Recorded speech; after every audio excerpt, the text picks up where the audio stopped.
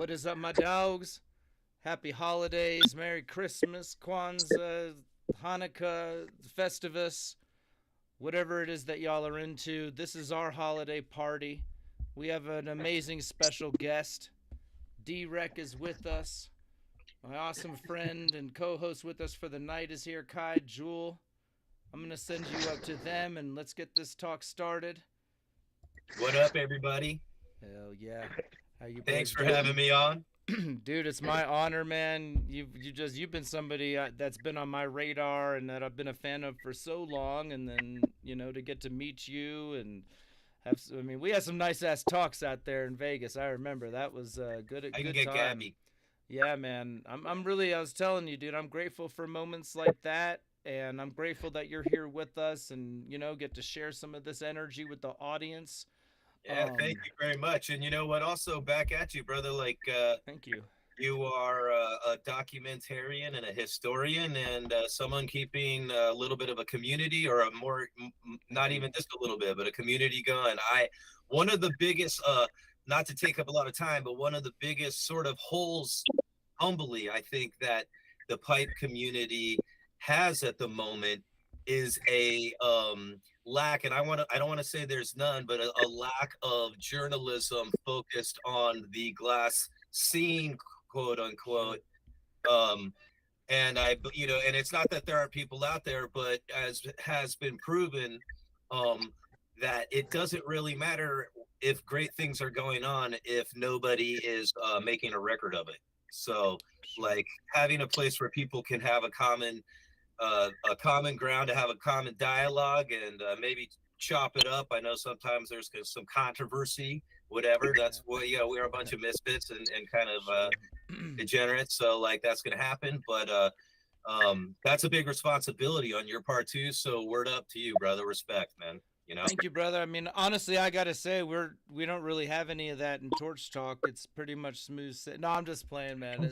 We definitely have our fair share of that, and it's all in good fun for the most part.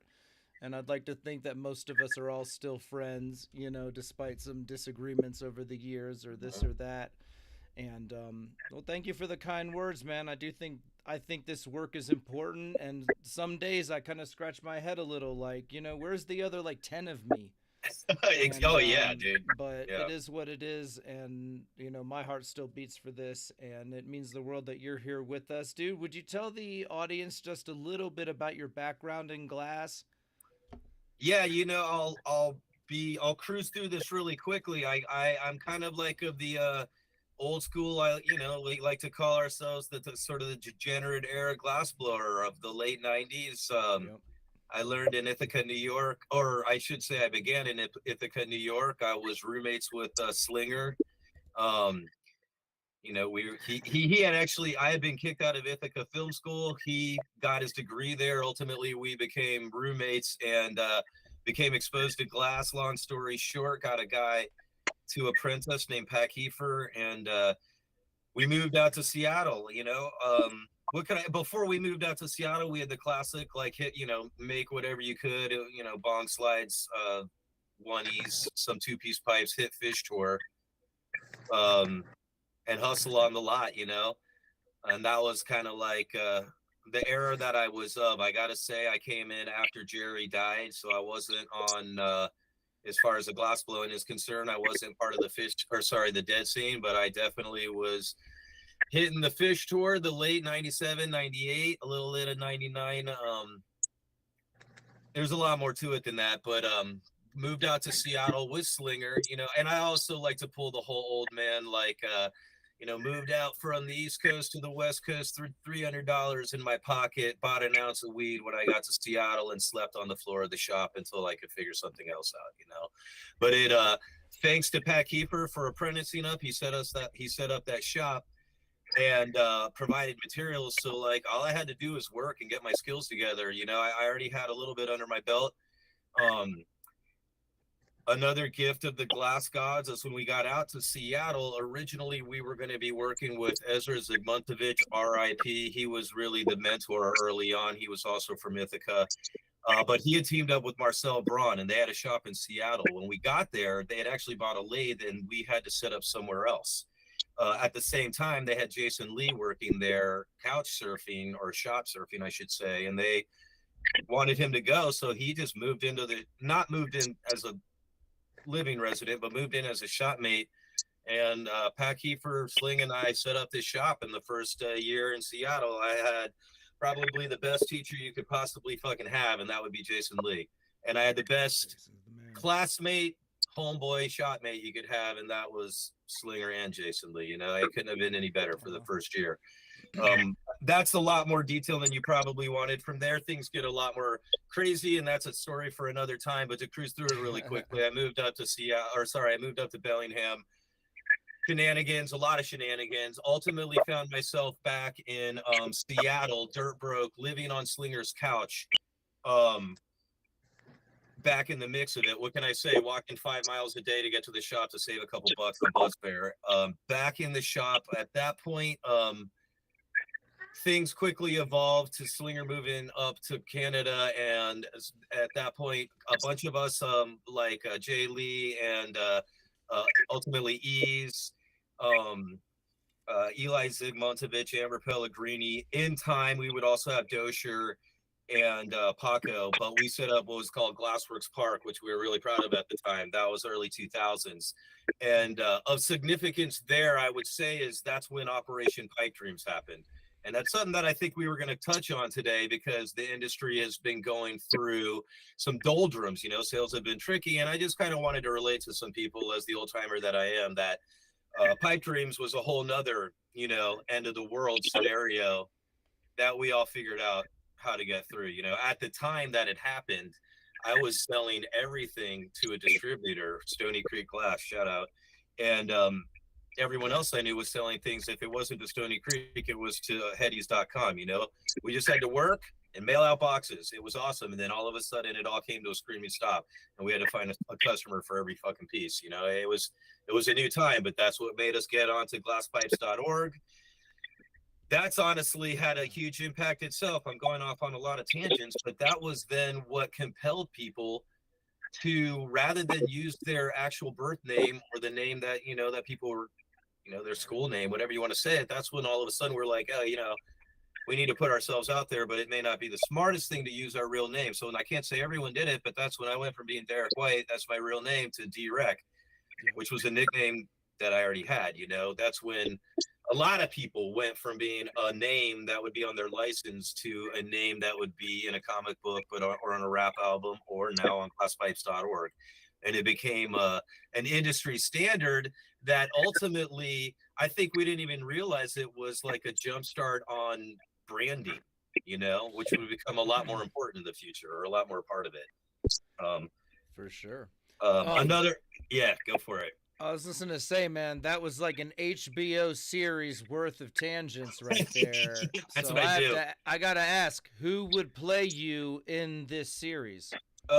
You know what? Obviously, it would be Brad Pitt with a shaved head and a fake beard. You know what I mean? I don't even know why you're asking that question. Think of the most handsome man you can, you know? Okay, fair enough. You know what? Actually, I've been compared to. People have told me that I remind them of that dude that masturbated, the comedian. What's his name? Louis C.K. I've gotten that one. You know, looking at myself right now, I think Tom Segura makes sense. You know, I don't know. Yeah, I could see Jack Black if he lost like 100 pounds. They'd be like, "You're gonna really gotta get in shape for this role." I can say without a doubt that I bring him up a lot when, you know, you could see a little bit of the pentagram in the background there. Obviously, yeah. I you know, if anyone knows my shit, I like to play around with that whole satanic thing, but in my mind, it's kind of like the same way Jack Black does it, as opposed to, you know, somebody like the, what's his name, the Night Stalker. Sure. I mean, you were handing out like satanic church pamphlets at No, I'm just playing. I'm just trying to help everyone. Yeah. Just trying to open your minds, brothers. Yeah. Or whatever. Okay, very good. Yeah, after that, so then a significant part of that studio, two things that was significant about Glassworks Park, and that would be that we had a gas conference happen shortly after Operation Pipe Dreams. So when Pipe Dreams happened, we all at the shop decided, we don't know where the industry is going, but we're going to make sure we all end up with a heady piece when it's all said and done. And between At the time, it was Paco, Ease, Eli, Amber Pellegrini, myself, and Kevin Nail that ultimately got involved in this project. And we took a week out per person to make a large, multi-person collaboration so that we would all end up with just a sick headpiece no matter what. Let's just say this was just our experience was going to end here, which of course it didn't. But we all ended up with a sick headpiece, and then the gas conference happened, and we displayed all those pieces. And this was at a time, 2001, maybe 2002, when the actual gas conference happened in Seattle.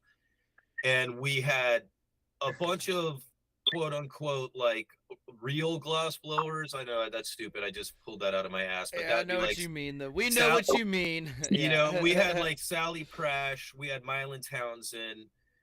We had Cesare Tuffalo in attendance, but the first two we had actually demo. In addition, I know we had Bob Snodgrass in attendance. We had like a guy like Mike Plain. I don't even know what's happened to that dude, but he had the GTT Python. We busted that out. Team Glassworks Park, that was our studio. We did a demo, but we had a packed house, 3,000 square foot warehouse, a packed house of gas, and that would be Glass Art Society members, along with pipers that came up from all over the Pacific Northwest, maybe even further away. Awesome. And it was a real kind of coming together of that OG, like nose in the air, and for, I'm being a douche, but that nose in the air Glass Art Society crowd that like back then didn't even want, like they rolled their eyes at the thought of us. And we gave them a glimpse into our world that they were impressed by. And not only that, and this is where I might be full of shit, but I'm going to say it anyways. I believe that those multi-person collabs that we made and had on display played at least a role in sparking that desire in other people that would become really heavy, like Banjo and Shad and those cats who were all in attendance, and they would all go back to their shops. And I'm not going to say they did it just because of us, but they saw us come as hard as we could at the time and with a lot of pride, and they were like, yeah, we're going to do the same shit. And they did it, and they did it in themselves. And I'm not going to say it's just because of us, but I think that we just, people see what's possible, and then they dream a little bigger, right? And I think we just helped. I just think we helped spark a little bit of that back then in the day, And then just to add more to the HBO story, that shop ultimately got raided by the DEA and shut down. And that was, and as you can imagine, when you have sick headies that could be over 4 figures at the time, that was a big deal. The people rolling through to buy those pieces, turned out some of them were on the old DEA's radar, and it got us raided. Wild. And that led to the disbandment of that shop, unfortunately. But we're all still buddies and friends, I gotta say. And then we went our separate ways. I did a lot of shit.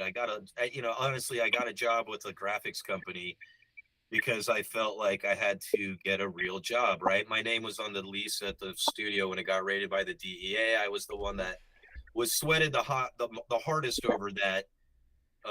In the end, no one got in trouble, but they fucked up the shit. They didn't fuck up any glass though. They didn't smash any glass. They left all the headpieces in the case. Anything that had been smoked out of though, that was gone. They took that. But they pulled everything off the walls, like any poster, tapestry, like blinds, anything. They pulled everything out of any drawer was emptied out. I had boxing gloves. They pulled that I would stuff newspaper inside to absorb the dampness and shit after I used them. They pulled all that stuff out. So it was funny. I show up with these one day and I'm like, oh shit, we've been robbed.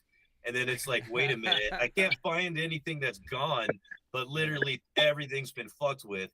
And eventually we found an affidavit that informed us what had happened. Where did they leave the affidavit? Do you think it's kind of like taped to a pillar in the middle of the building, and it was just a lot of chaos. The neighbor came over and was the one that was like, yo, we had a really rad neighbor. He was a drummer and he had like a live work art loft, like right next door, our warehouse. And he came over and was like, dude, I just saw like a dozen guys in plain clothes with guns drawn and DEA vests, like bulletproof vests, break down your door and raid the place. And I was like, oh shit, yeah. that would appear to be what just happened. And Wow. none of us in the end wanted to stay there after that, or neither did the landlord. So Right. we moved Yeah. to different places. It was a little bit up at touch and go, not touch and go, but we, kind of working a little bit of shop hopping at that point. Then kind of like a second incarnation of Glassworks Park was formed also in Seattle, and that's when Nate Dizzle got involved. Shout out to him, because he would ultimately be a super heavy. He's not as visible these days, but there was a time there when he got really heavily involved, invested a lot of his money and his energy, and in my opinion played a big role in kind of putting some wind in the sails of the whole industry, and ultimately building that big what was it, Cornerstone? No, it's not Cornerstone, I'm sorry, but it was the place in Seattle that was really large, where he would host the Masters, the Masters collab Masters event that he did 3 years in a row. They had a lot of big guys in there. Either which way, that was there for a bit, and then ultimately I left, moved to San Francisco for a couple years, and got into a lot of shenanigans, and then moved into Southern California. Been down here since 2009. Had a variety of shops down here. I guess I shouldn't breeze over those. I was in a shop with Headford and Ben Wilston. Then I was in a shop with Hops and Paco. Then I moved over to the Goosefire Gallery and was there for like 5 years or so. And then I went to IDAB, a local production glass brand down here in SoCal, run by a really rad dude named Shane, who would help me out when I needed help during that transition. I was in a low point emotionally and definitely financially, and he just basically bought out the Goosefire because they were closing down of like the useful shit, ventilation, benches. They even had an O2 generator, and like built a whole shop and let me move in and work it off, as a sandblaster at that point. And then I got my shit together and partnered up with Ruzi of Peace of Mind OC. He's got a retail store down here that does very well, hosts monthlies with well-known artists. And he plays drums also, and I play guitar, and we would jam together with our friend Matt Merlabs, and we wanted to put a band together. We had put a band together, but we were renting a rehearsal space in one place, and I had a glass blowing studio in another. At this point, also, I'd been sandblasting Slinger, my homeboy, on many occasions. He'd taken me out of a jam. He had taught me how to sandblast, and taught me. I had through that job I had and a variety of other things. I'd learned how to use Photoshop, so was developing my own graphic design skills, and and so I needed more space though than just a torch.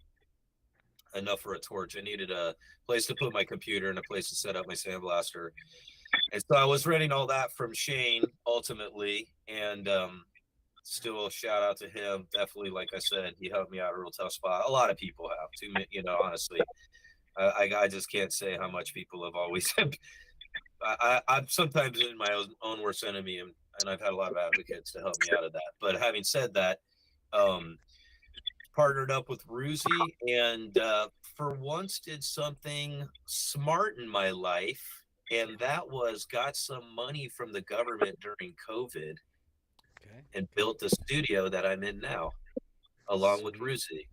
And that studio we like to call the Temple of Doom. And for me, it's nothing ridiculously extravagant, but we've got a workshop that can have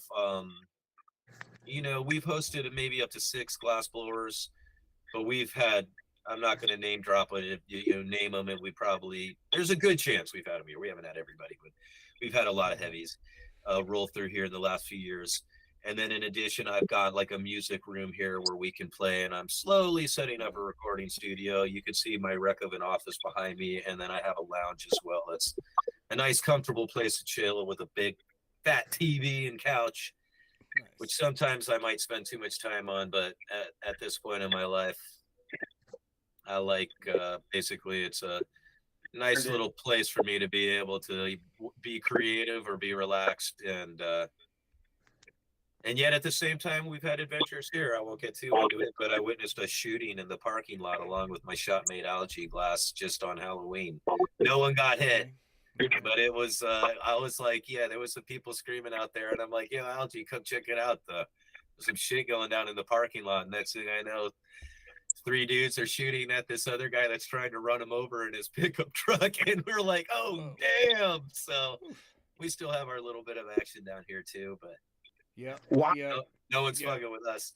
Our studio's in a fun spot too. So Yeah. I know what it is, man. Yeah, I mean, Yeah. it's like to do it right legally. You almost need to be in these industrial areas, and those. They're not the fanciest places, and things. Honestly, get the crazy. location here for me has been a dream. I mean, on the negative, there was that shooting, but ever since then, there hasn't been a bunch of junkies in the parking lot. Oh, and nice. I don't want to sound like a Yeah, problem thing, solved. but Or whatever, right? they don't seem to want to hang out there anymore. And then, Yeah. just a block away is a really killer music venue. I mean, I seen everyone from the Deftones to Marilyn Manson, which had those places packed, to smaller bands, whatever. I don't need to get into all that, but for me, I love live music, and I just need to walk a block to like a worthy venue on the level of anyone in most cities or whatever. Oh, that's tight. Yeah, what a benefit there. And then I only need to walk about 100 feet, and I'm at Del Taco or Carl's Jr., which is a blessing in disguise because that's just garbage. But oh yeah, it's always no, there. you gotta do it, dude. They got me on the McDonald's app. They had to cut me off last time because I was giving too many McDonald's app tips. They were like, Mike, are we not here to do a glass demo or something? I was like, oh, I guess, kind of thing. My man over here is giving up sugar. He's the smart one. Yeah, you know what I mean? And now we just had a Whataburger open on the corner. Wait, if you had a Carl's Jr. though, right behind your house all the time. Yeah, God, no, I'd be like 500 pounds. It'd be terrible. You can get a milkshake whenever you want. Yep. Now, I do have to say, I am picturing you now in the parking lot shooting at junkies, and then you sneak in the back, and your shopmates are like, yo, you see this shit out here? And you're like, yeah, that's crazy, man. What? It was nuts. The police came and everything, but they decided it was self-defense since the guy was trying to run him over. He actually hit him with this pickup truck.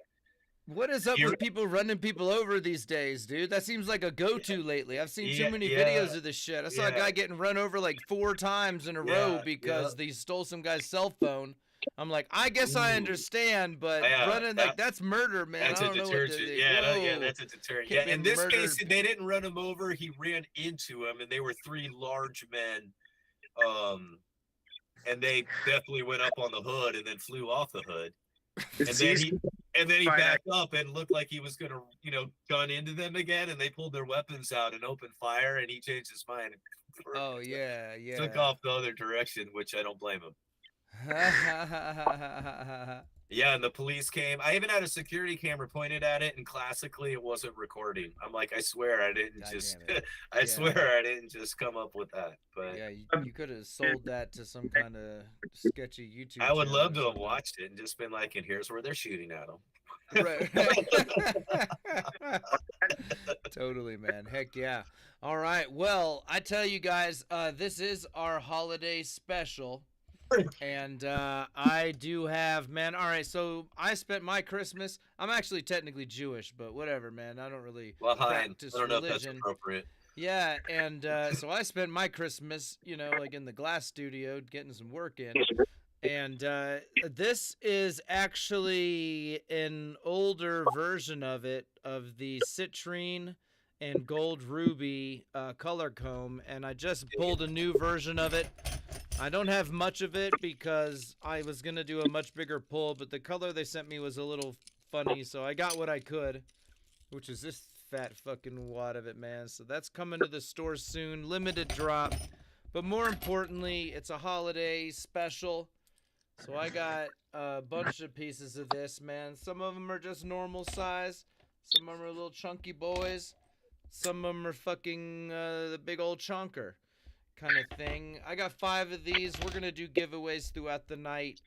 I'll tell y'all when to drop numbers in the chat. Maybe we'll pick like a certain range so we can do because like YouTube will lose the numbers and all that silly shit. I don't want to get hung up on it, but suffice it to say, if you're joining us, I really appreciate you guys. I hope your years are ending nicely. My year is going pretty dope, man. I was just telling you guys about the new gig and like how they had me sometimes cooking the gummies. The day after that show, they're like, "All right, we need you to run your own shift at night, cooking those gummies." So like, what promotion? I don't know. It's crazy to me. If you had told me in July or that like I would have had this fun adventure and learned so many new things, and then like be running my own team of fucking, I'm like Willy Wonka now for real. This is crazy.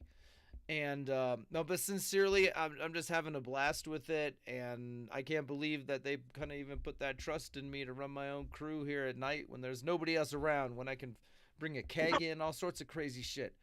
And but no, I take this place very seriously. I've made some really great friends there, and I just wanted to harp on that message again about being open to new things, man. Like you don't gotta fight this crazy fight. Like nobody's gonna be looking at you like you took an L if you go get something on the side, man. So I just Nothing's wanted to. forever, also. Right, exactly. That's the thing. We were talking about that on the phone earlier, man, about how important it is to be flexible and just be ready to roll with some punches. Glass isn't going anywhere. And, it's like I said, man, just be open to new things. They can go better than you ever imagined. Maybe they'll go worse than you expected. I'm not here to tell you look into your crystal balls, but you know it's the cool things can happen as you look into new doors and walk down new paths. And I wanted to just take a second and reiterate that because I wanted my man here to give you some of this long-term perspective where like, look, I've been through some real shit. This ain't nothing. And but at the same token, it's like in between those moments, like don't be afraid to give it something else a try, or figure out what makes the most sense for you in terms of being healthy mentally in your day-to-day life. And Yep. so I just If I can, real quick, through yeah, while buddy. while I've been a glass blower throughout the years since '97, on and off. It's been actually many years at this point, but I still got my eyes out to see what's always going on. There was some time there, like I said, when I was in Seattle, where I bartended on Monday nights, and often drank more than anybody in the bar on that Monday. Hmm. I worked in construction sometimes for a year or so, where and that was during that time period after the place got raided. When the place got raided, I my glass blowing it didn't stop. It just definitely my production came down quite a bit. But what I learned at the time is because I was a featured artist on glasspipes.org, is for the first time I learned how much the internet wasn't just a place waiting for an email to get an order, but even when I wasn't very active, it was still representing me, Yeah, by showing it's my work. And that was a great lesson, because what happened is from there, yada yada yada class Toke City came into being, and that was, for at least myself, the first combination of social media along with the online posting of pictures and everything, where you start engaging with the actual collectors. And what seemed to endear them to me back then was that after pipe dreams and everything had happened, I was at a point where I was ready to partake of the sweet leaf on the internet, and Nate Dizzle had a sick collection, so we would just hit his pieces in the private DM chat rooms or whatever it was on Toke City, and and got to be a bunch of people's smoking buddy, I guess. Okay, not the worst smoking buddy. It sounds You good. know, Yeah, man. and I No, mean, it's it's a trip to think back, because really what Nate Dizzle had back then that was so special is he had a great collection of hand pieces. So before Klein's and really Mothership and oh my God, you know what I'm saying here, Tauruses and all the rest of the recyclers, Ham was the guy, right? It's always weird to say this person invented it, but I'm pretty sure he did. Like when it comes to recyclers and things like that. But his pieces were large, so they were a lot more intended, I think, to be fun to watch. You know, it was fun to watch somebody smoke them because you could watch the water do all the crazy shit and then consequently the smoke. And of course, then I want to say it was Eric Anders and Toro that then kind of shrunk it down, made it and Mothership, you know, Yep. all made it a lot more functional. And yeah, what a trip, man. Memory lane. I'm having one of those moments. It's great. I'll share with y'all a fun story. It's the holiday party. Yeah. What is it if Mike Mason doesn't corner you with a drunken story? But you were talking about these chat rooms, and I wanted to give a shout out to like the IC Mag community. If you don't know what it is, it's all good. But if you do, you know, it's a community of cannabis growers, and that was something that was like a part of my life. And I was out in Scotland, and a homie handed me a bag of weed, and it had this cool like packaging and shit. And I was showing it to some of the dogs I'd met out there from England. They were like, "Oh yeah, that guy's." Yeah, I'm not gonna do their accent, but it was in like this really cool British accent. They were like, "Oh yeah, that's that dude, this guy from IC Mag," and I was like, "IC Mag, eh?" Because that was like a past life for me. And I told him my handle on there, and this dude's face, you should have seen it, man. He looked like shocked Pikachu. It was one of the glass blowers. And he was like, "Yo, I'm this guy," and like it turns out that me and this dude had been talking for like 20 years, and it's nuts. Like I've known this man almost like, as long as anybody in the glass community, if not far longer, and we'd never met in person because he's in fucking England, and it was only because that thing came up. And it's interesting how these older social this will happen with Torch Talk in 20 years. Like sort of thing. And in any event, I don't know, it was such a beautiful moment. I had such a great time out in Scotland. I was showing off my Highland Flames tattoo last time. This is a Japanese woodcut thistle. We all got thistles, but you like how I turned my head to look at that? Yeah, I caught myself doing that. Dude, last time I put up the wrong arm and shit. Like it's hard when you got like a stage camera or whatever. But in any event, you guys, let's pop this demo off. We'll definitely have time to talk more about some of this awesome history. This is great. But yeah, let's pop this bad boy off. Homies, we just take 1 minute to acknowledge some of these companies and y'all who have been so fucking kind to pitch in and keep this dream alive. It's honestly getting harder, man. Some of these companies, dude, things are getting so tight for them. Can't lie, man. I've lost a couple, you know, and it's not an easy thing. It means the world, you know, that those, you know, stuck around and see this vision, and, you know, if it can't work out, whatever, I get it. But suffice it to say, your support, if you can, man, you can join the channel membership. There's the Torch Pass thing. I'm kind of just leaning to the channel membership these days. It's like easier, and it'll get you all the old ass Torch Talk episodes. In any event, these companies and you guys pitching in are like why I get to keep doing this. I'm not some rich dude. I'm not trying to act like no hero. It's because of this support that I get to do something I love and think is important.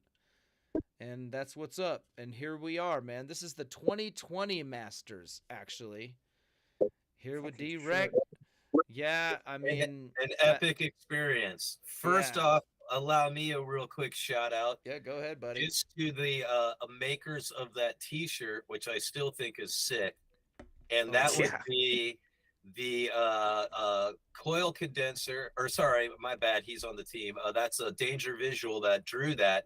And that was for the Molten Art Classic that is put on by the studio Classic 33, which is Ziggy's studio. Shout out to Carlos Ali, who I want to say is probably the principal investor, supporter, financier of the event, and then Hoobs Glass, who is the primary man of the event. But that's just a sick event. If you ever hear about it, it's look into that. Molten Art Classic. Yo, you should definitely get this on your show sometime, actually. Having said that, obviously, those are the homies. Yeah, we'll do it. Yeah, because that, I mean, that event is we've talked about it, man. It's just been one of those things where like the timing was weird, and it's like it's hard to be everywhere, to be honest. Oh yeah, no, of course. So that is, Yeah. but yeah, no, all those people are friends, and yeah, we've talked about going out there to help cover that. It's such an amazing the scale of what they do, the specialized kiln to keep bringing the piece out. I might be able to help you there too if that's something you're interested in for 2024. Yeah, buddy. I could include you in the conversation there, and please do. And definitely, I have a feeling. I hate to. I don't want to sound like I'm not the definitive say here. I'm just humbly. I'm always just a guest, but I feel as though I'm close enough with Hoops that I've talked to him a lot about. I feel like he's doing amazing things that should get a lot more exposure.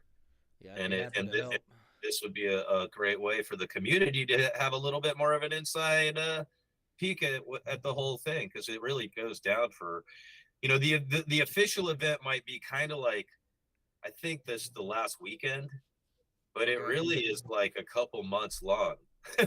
Hoobs and the principal team spend a good many weeks on the prep work and the framework, and then the last week it's a all-star cast of about 30 people.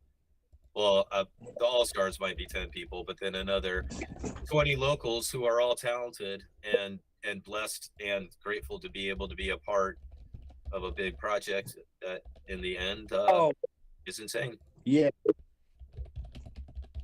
it would be fun to film one of those. Yeah, for sure. Yeah, even spend some time nearby and get some pieces of it as it gets to, that'd be sweet. Yeah. And of course, the final weekend is it would be sweet to come early to get a lot of shots, but then the final weekend, of course, is when you really see what's going on. And it's, of course, a piece that it's in Southern California, and I want to say it's going to be in October, but I'll have to get that date again, in Orange County. So that's like about an hour south of LA. It's nice. And I believe that. Oh yeah, no, the weather kicks ass. Everything's awesome. I love it down here. But also for collectors, I believe they sell VIP tickets too. So didn't mean to plug that as much, but it is if you love glass, I mean, it's about as worthy an event as you can bear witness to. He's making. He's making just one of a kind pieces that are near impossible. There's some pretty talented people out there, so you never want to say something's impossible. But that robot looking thing, right? Just last year, the year before. That's one of those, right? Yeah. Yep. That was called. They call that one the Kiln Buster. It was modeled modeled a little bit after Iron Man. It's definitely not. It's definitely not Iron Man, but it's a kind of got a vibe like that. And probably got 30 to, I don't even know, 40, 50 artists on one level. Sometimes it might be that you just, make a little marble and but he's gotten really good at keeping continuity. It's not I'm just going to say what I call him. It's not a bukkake piece where everybody has their individual style. I love that look on your face. Everybody's got their individual style, but there's no concern for cohesiveness as far as the piece is concerned. So it's when you have a large collab piece and everybody's just doing whatever. It's fun looking at this thing too up here. Sorry. It's got the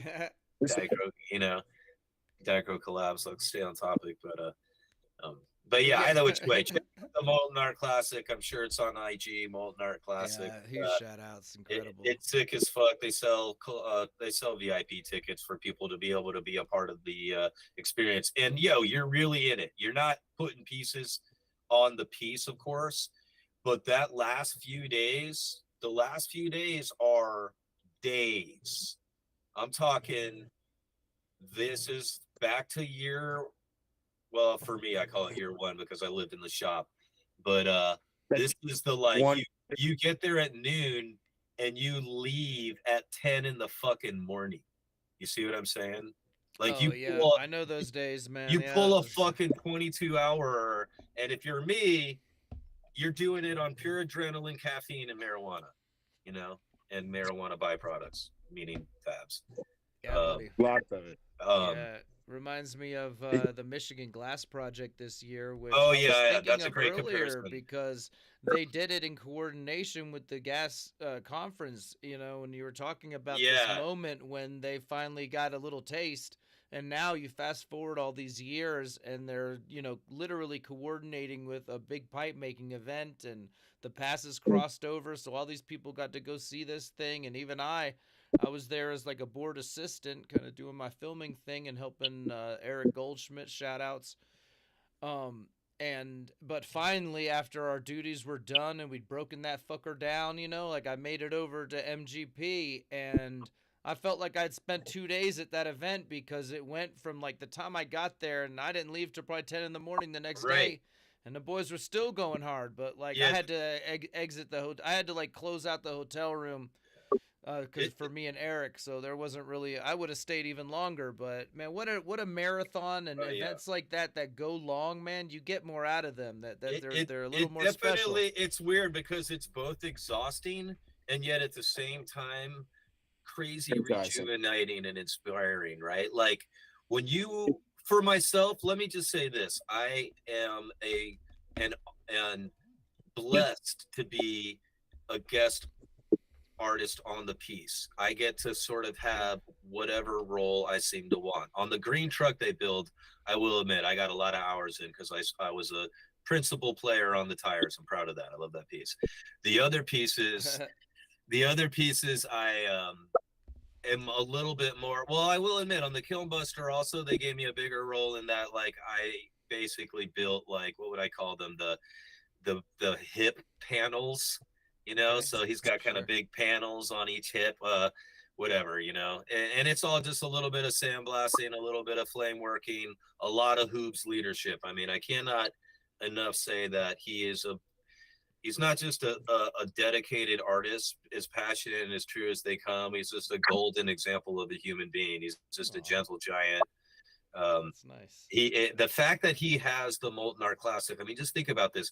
Now, he's also smart enough now that he's extrapolated like just the cream of the crop. Guys like Rocco, guys like Karsten, guys like Coyle, just this Joey Malachais, just people that are true diehard workers and talented people. And he will go make pieces with a smaller team, and those pieces are amazing.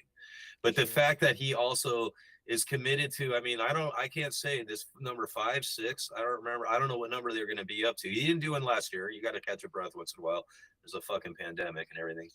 I mean, an effing, but the fact that he has an event that ultimately, I mean, these pieces, price tags, and granted, they're not flying out the door because they take a special buyer, but they're like, at the very least, $250,000, and I don't know if you could shake one loose from him for that at this point. Like, probably now he needs at least $500,000, $1 million, and you're walking with a piece, no doubt. Pretty sure. And that takes a special collector. That's not the easiest piece to move, that's for certain. But they're amazing. They have a lot of hours, and for him to include, 10, 20 local artists, of which they deserve to be there. He's not carrying dead weight, but like people that, show talent, but don't bring a lot of hype per se, to get to be involved in something special like that. Like, he's not coming with a big ego being like, no, this is only for people that are going to help him be more famous or increase the price tag. He's really like, if you show that you can carry a heavy load, maybe, then you definitely, like, competently, then not only, you get to make a piece and you get to stick it on a fucking insane one of a kind. And they've been a learning experience, look at me. I'm piggybacking this podcast entirely off of my experience with those. Well, I got a plan, and it's to make like a Dan Bilzerian Marini. Oh yeah. And then I just slap that bad boy on there, and boom, like built-in buyer. Like, look, it's got your million on it. On the sly, I believe he was an interested I know who else potential buyer of one of the early Molten Art Classic pieces, but he just came in a little bit below where Hoops' head was at, and Yeah, he's like the opposite of the person I'd want to collect my work, but if he came around with that much money, I'd be like, hell yeah. I have a feeling if this is what I think would have happened if ultimately he had paid the number, which was a 6-figure number, for that piece. I think based on what I know, which is not necessarily even enough to have this opinion, but I'm gonna have it anyways. I think he would have sold that shit at a loss at this point, and maybe to somebody worthy, somebody that's gonna, you know, do something proper with the piece and get it for probably half of what Hoops originally sold it for. But it didn't go down like that, and now Hoops probably wants double of what he was willing to sell it for back then, because he loves them. You know, what can I say? The guy is like not doing it for the fucking money. He's legitimate doing it because he needs to make those insane pieces, you know? Because as far as I was concerned, the money he was offered, I was like, "Did you get that money, son? Like, what are you talking about? That's 6 figures. It's still money. You know what I mean? This shit costs something." But but I also wasn't expecting any of it myself. Well, I respect my boy Hoops for holding out, because that Bilzerian guy seems like the type of dude you just have to, on principle, charge $100 an eighth. You know what I mean? So it's 100%. Yeah, 100%. You know, that's a very good point. Had it been a more worthy buyer, then maybe the number would have been adequate. But for who it was, he wasn't willing to sell his soul. You know what? A good point, right? Yeah, maybe it's a little too obvious. I sold my soul a long time ago, so I'm like limping along here with what I got. Yeah, man.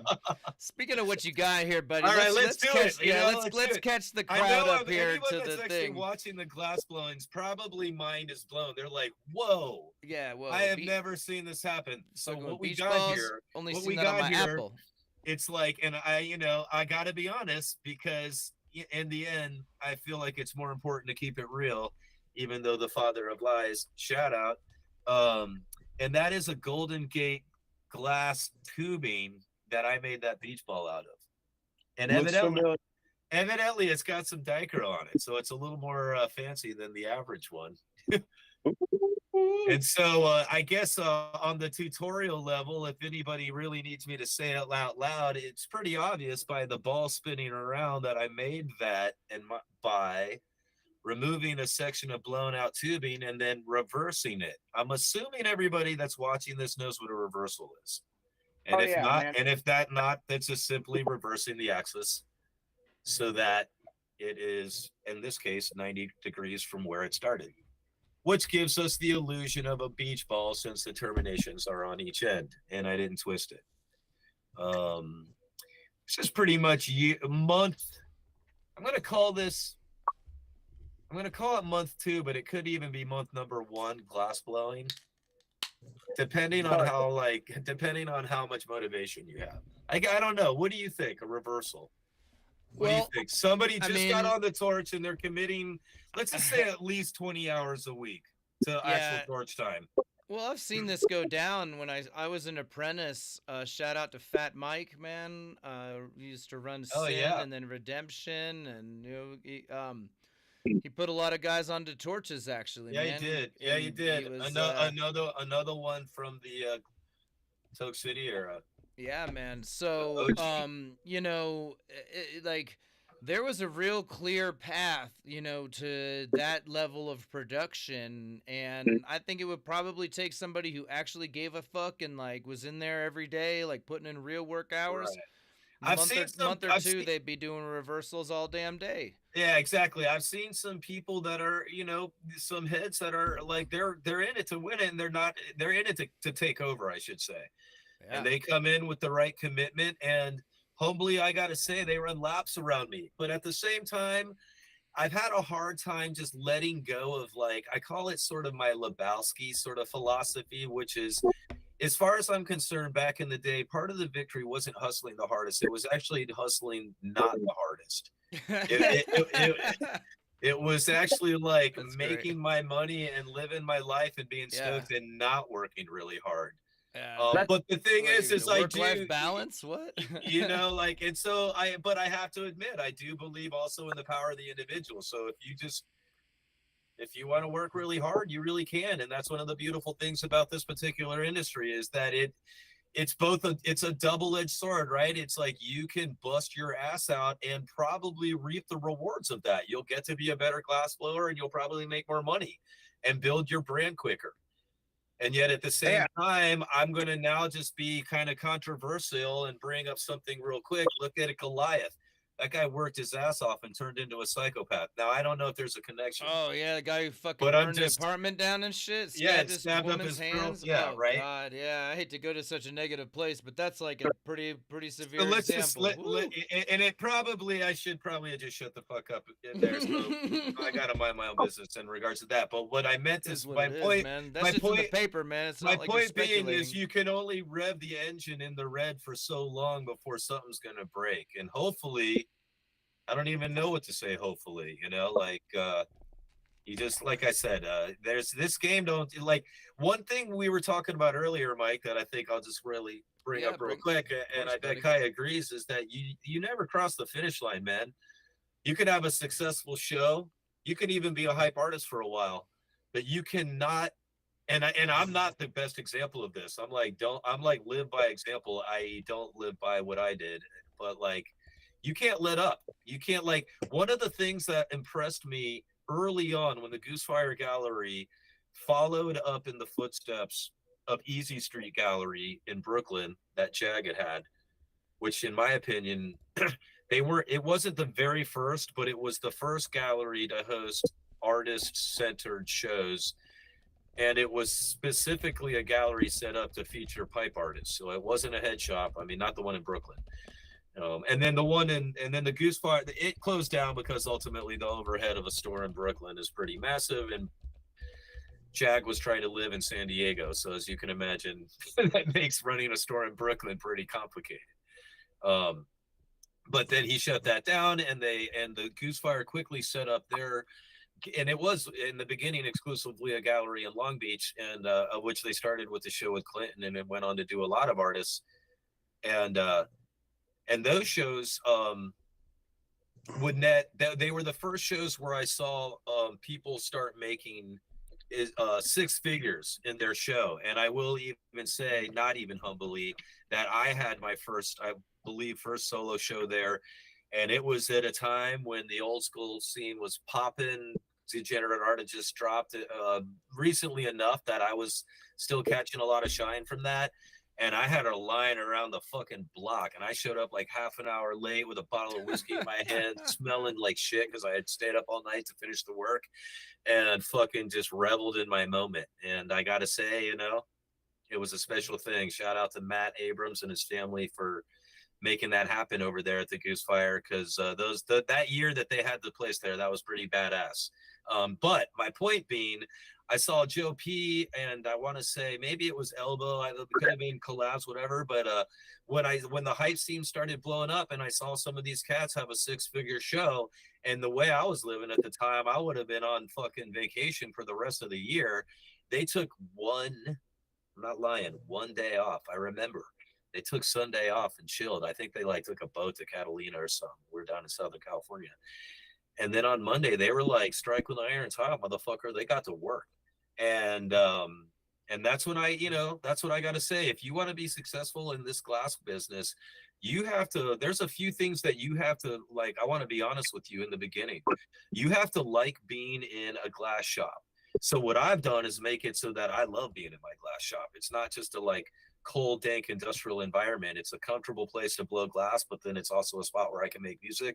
It's a spot where I can chill and watch television. I got air conditioning and heat in the lounge. I'm not wasting shit in the shop because we're ventilated. And then I got my office and stuff where I can engage in graphic design and stuff that I need to do in order to make stencils and stuff for sandblasting. And then luckily do something like this with you all. But yeah, love it. But I would say that if you want to be successful in glass, you got to love being in your shop, because you are going to spend a lot of time there. You have to understand that while you have to take a break once in a while for your health, in the end, you should never assume that you can turn on the cruise control and it's always going to be the same. You may stay on the road, but you might notice yourself at the end of traffic. You know what I'm saying? So in a lot of ways,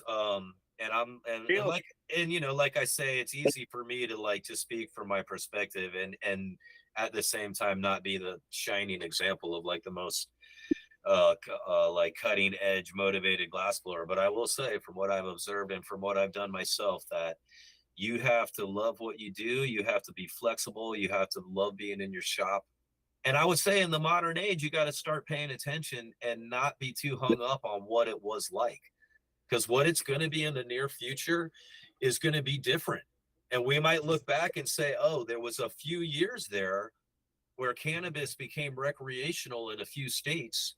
And as a result of the circumstance, i.e. feds being illegal, blah, blah, blah, some of the glass scene managed to reap the rewards of a moment in time that is never going to be again. At the same time that was going on, a bunch of hedge funds and whatnot were willing to throw all of their lot into the cannabis world because there was this misconception that it was a bottomless pit of money that you could tax heavily and still regulate like a motherfucker and then make a dumb shitload of money. And as it turned out, not only was that not the case, but a bunch of the people convincing everybody of that were actually just stealing their money. And they weren't even being honest with themselves about it. They were being like, they were just basically living the life, buying mansions and sick cars and then being like, yo, and I'm smoking our weed. What? And next thing you know, the investors are like, we need to see some return on this money. And they're like, oh shit, the business isn't making money, you know? No doubt. Yo, shout outs to a couple homies in the back. Kevin Dopal's Dankman. Without a doubt. I don't even know. Dopal's in the back. Fucking Duran is in the background there. Oh, definitely love my brother. And then, yo, even the Dimebag boys with the booth and the giant screen, man. I didn't know them until flying home from a champ show, and they're here in the Springs. And we met on the plane. So also, I got to just give the general, like, Champs crew a shout out, and it's changed, but you know, Hugh and fucking Maddie White and I know it's different now, but like Victoria, Victoria, Victoria, like, you know, I didn't even mention it, but the years down in Southern California that the Chalice Festival happened, something I'm very proud of.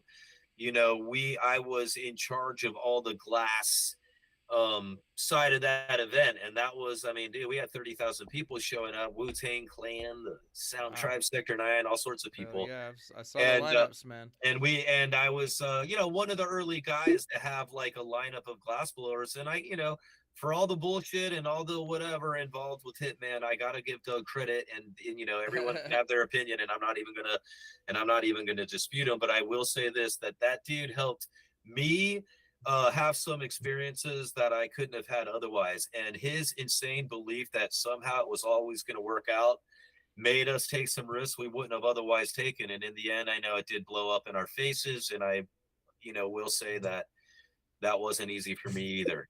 But having said that, we had some pretty amazing moments there. And Victoria, to get back to it, played a major role in that too. She helped organize a lot of that. She was invaluable. So all I got to say is she has been in the mix. Yeah, she has been in the mix. She is. See how much she puts in.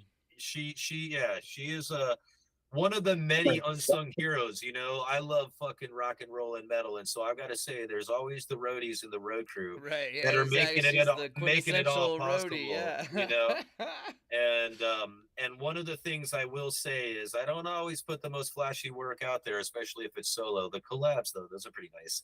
Shout out to all my collab mates, but I do take part, or I do take pride in a lot of the things I've done.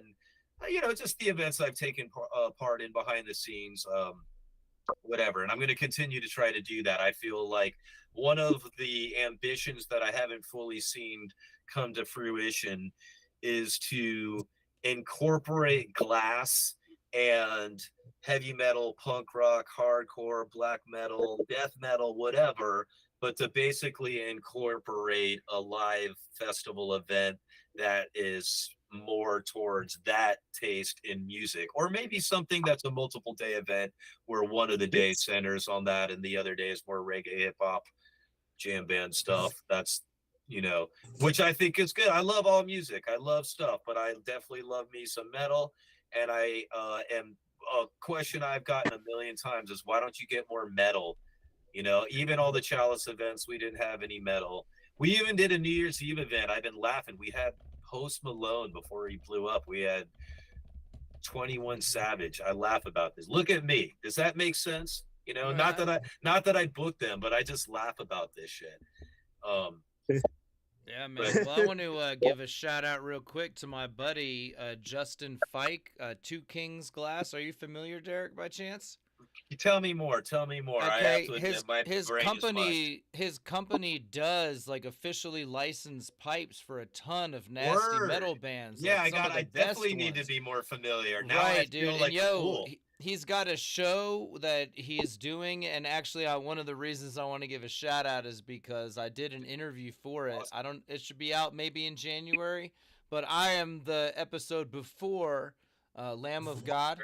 Very cool. And you know, also, I sorry, my bad. I should. No, you're good, buddy. Go ahead. I don't want to also pretend like it's never happened. Like, actually, if I remember correctly, I want to say the band Bong Ripper may have played at one of the. What's the one that happens over in Wisconsin? Oh, good question. Are you talking about at a glass show? Yeah. Are you talking about Glassroots? Glassroots. I believe that the band Bong Ripper, which is a stoner doom band, I believe they had them. Very cool. Well, you should link up with my boy, man. He's it would be cool. Dude, I'm the odd man out of these shows. All of these shows are nasty, like top level metal bands that are coming on his show. And basically there's a glass demo where they make a piece that's like oriented around the band, and then they auction it for charities. That's trust me, like, and it's a great setup, beautiful cameras. I don't want to get hung up on my. No, man, no, that's perfect. Maybe even off camera, you can just give me all the links to that if you want. Yeah, I will, dude. You guys, you'd be a perfect guest. Make the connect. Yeah, absolutely, man. Yeah, I got to get you guys in touch. He'd love to chat with you. But as far as the glass piece, now what we got going on are some pretty traditional in combos. I've taken a couple of those beach balls. I've got it capped on one end, which I wish for the life of me I could remember. I mean, from here it looks like black, but I'm like, is that really what I did? I can't remember. Is it a dark red? But let's just. It's black, dude. It's black. It's black. Yeah. You know you weren't doing red. Come on, that's man. Fucking awesome. Yeah, that's fucking awesome. That's you, buddy. Come on, you know it was black. But having said, you know, as I wear all black, I'm like, yeah, I guess that. Yeah. But so we got a couple of beach balls. I'm sure everyone knows what an in combo is. And all I got to say is I'm having the time of my life. I believe I'm in the Glass Masters. Yeah, the Champs Masters, man. Champs Glass Masters, which by no means am I trying to mock the event, but we're talking like a grand prize of, I want to say it was $10,000. It's like 20 now. It's crazy. Yeah, you know, it's like some serious shit. So like, by no means was I trying to take it for granted, but I will say that I was coming out of, and I'm about to drop some serious white man first world problems, but I was coming out of my midlife crisis. I had my breakup. I had quit drinking after being a good solid 20-year binge drinker. I mean, I'll give it 10 committed years without a doubt, and 10 building up to it. And by the way, booze is fun as fuck. I'm not trying to tell other people what to do or imply or throw some moral fucking shit out there. But for me, it ran the course. And I, you know, in trouble with the law, all the stories, peed everywhere. Pretty much peed everywhere. Got arrested a few times. Sobering up in jail just is, it's already, you know, it sucks already enough. Like, jail's no joke. Jail is another level of this sucks. But and so by the time this event had happened, let's see, a girl had dumped me, which had compelled me to get sober. I had gone through that. I had gone through the ringer of that, you know, the like, I hate life. But I think at this point now I'm like, no. They had invited me before this had even happened, and now this will be a fun thing to bring up. I had first gotten to be a judge. So I got to judge, not a master's, but just a standard champs game. And one of my co-judges was my I haven't talked to him recently, but my friend Dosher, long time, I'm going to say we're like family. And families can be complicated, but he's a fucking amazing person. And then complicated. And then we're all complicated. We're complicated. All our relationships are complicated. But having said that, talk about complicated. The next judge was everyone's favorite, Dabbing Granny. Oh, so God. that was an experience in and of itself. I had never met her before, and I'm just gonna say it. She was perfectly charming.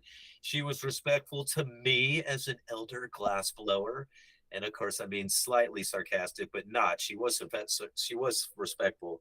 Yeah, but she was always so nice. Just if she could have just not used the N-word on live streams. She had a hello boomer cool. moment times a million. Yeah, there's no doubt about that, and I'm not making excuses for her. But then what I will say was a trip is I would be sitting there talking to her like I'm talking now, completely enthralled with what I'm saying, and there would be a crowd all around us, and I would assume the crowd is equally enthralled. And then I would take a pause and realize they're all waiting for me to shut the fuck up so they can get a picture with Dabbing Granny.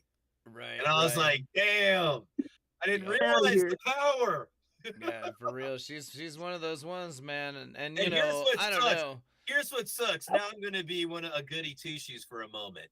Says she got canceled by the industry. And and with a degree of good reason. I mean, she was not too apologetic. We can say the first go around was a just ignorant hello boomer moment, but then there was a degree of fuck you after that. You know what I mean? Could have stomached one, maybe. There was a degree of f you after that, and then some. I can't deny. I didn't jump out at first, but after that, it was like, I was in touch with the dogs. Like, I don't think this person should be a judge here. This does not represent us well. But what I think is a shame is if you think about the most, I don't know, successful by measure of social media followers, solely glass brand or predominantly glass brand, I guess I would want to say Mothership. I don't know if you can think of something more, they're better, and they're in the 500 and something thousand follower range. I thought they had more. I want to say Banjo and Elbow, maybe Elbow's higher, maybe Elbow.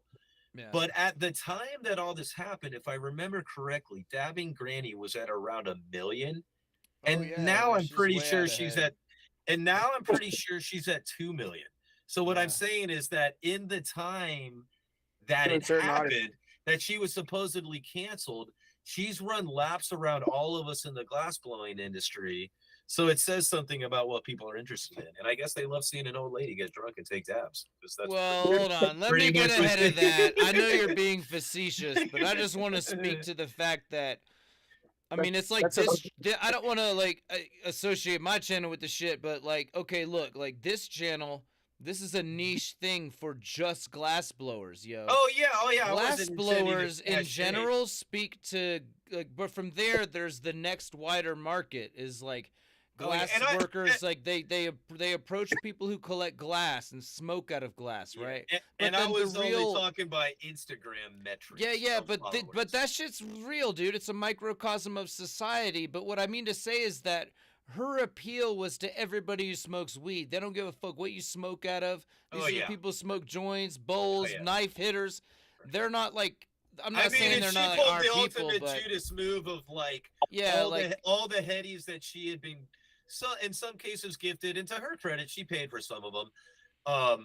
But she just pretty much forked those over, it seems like, to some Chinese manufacturer or clone manufacturer, and now I heard that too. Attempted at least at some point not to shout those out, but the politics of her world are beyond me. I don't feel like Elbow or Yushin is a fair comparison, because Yushin isn't fucking. Oh, they're one of. You know what I mean? She's like a cannabis novelty act. You understand? There's a difference between that and Do you think that there could be something? And I guess the easy thing would be, could there be the hell did they call it?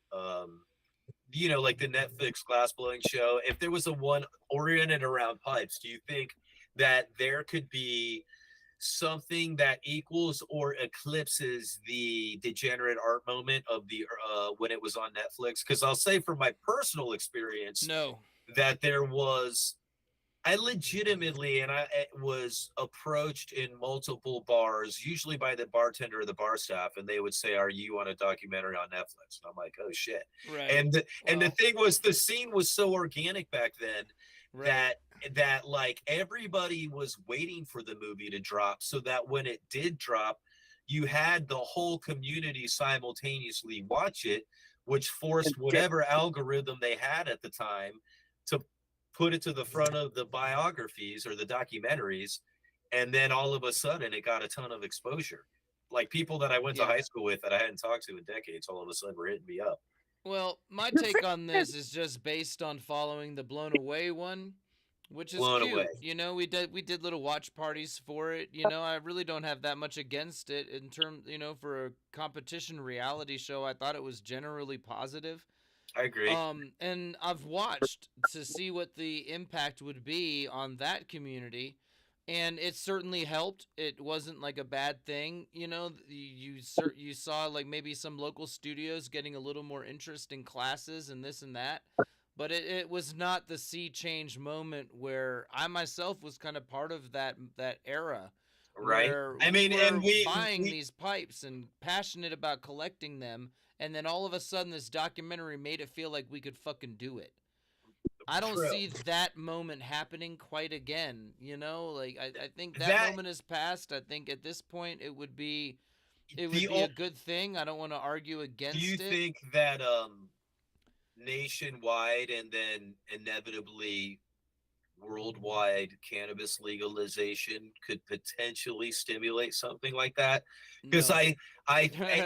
no, I know, brother. I appreciate the direct response. Yeah, sorry. Because I wonder, like, for a while there, when the cannabis businesses, since I am near LA, you know, I was close to a lot of brands, and it wasn't uncommon for brand ambassadors or whatever to or reps or owners to come my way to pitch them the idea of sponsoring. And I still want to do this with Puffco. I don't know if that's taboo, but to pitch the idea of like sponsoring. I don't know if a flame off would be enough, but to sponsor, like, it could be like a Blown Away, that could be a flame off, but something where brands of the future, in order to combat the corporate stigma, I feel like at least my selling point is throwing money behind glass, especially, I don't want to sound xenophobic, but I guess domestic blowers, or at least blowers that are at least, let's call them creative blowers, you know, artistic blowers, whatever. Really anybody, actually. It's way more fun when it's people from all over the world. So I take that back.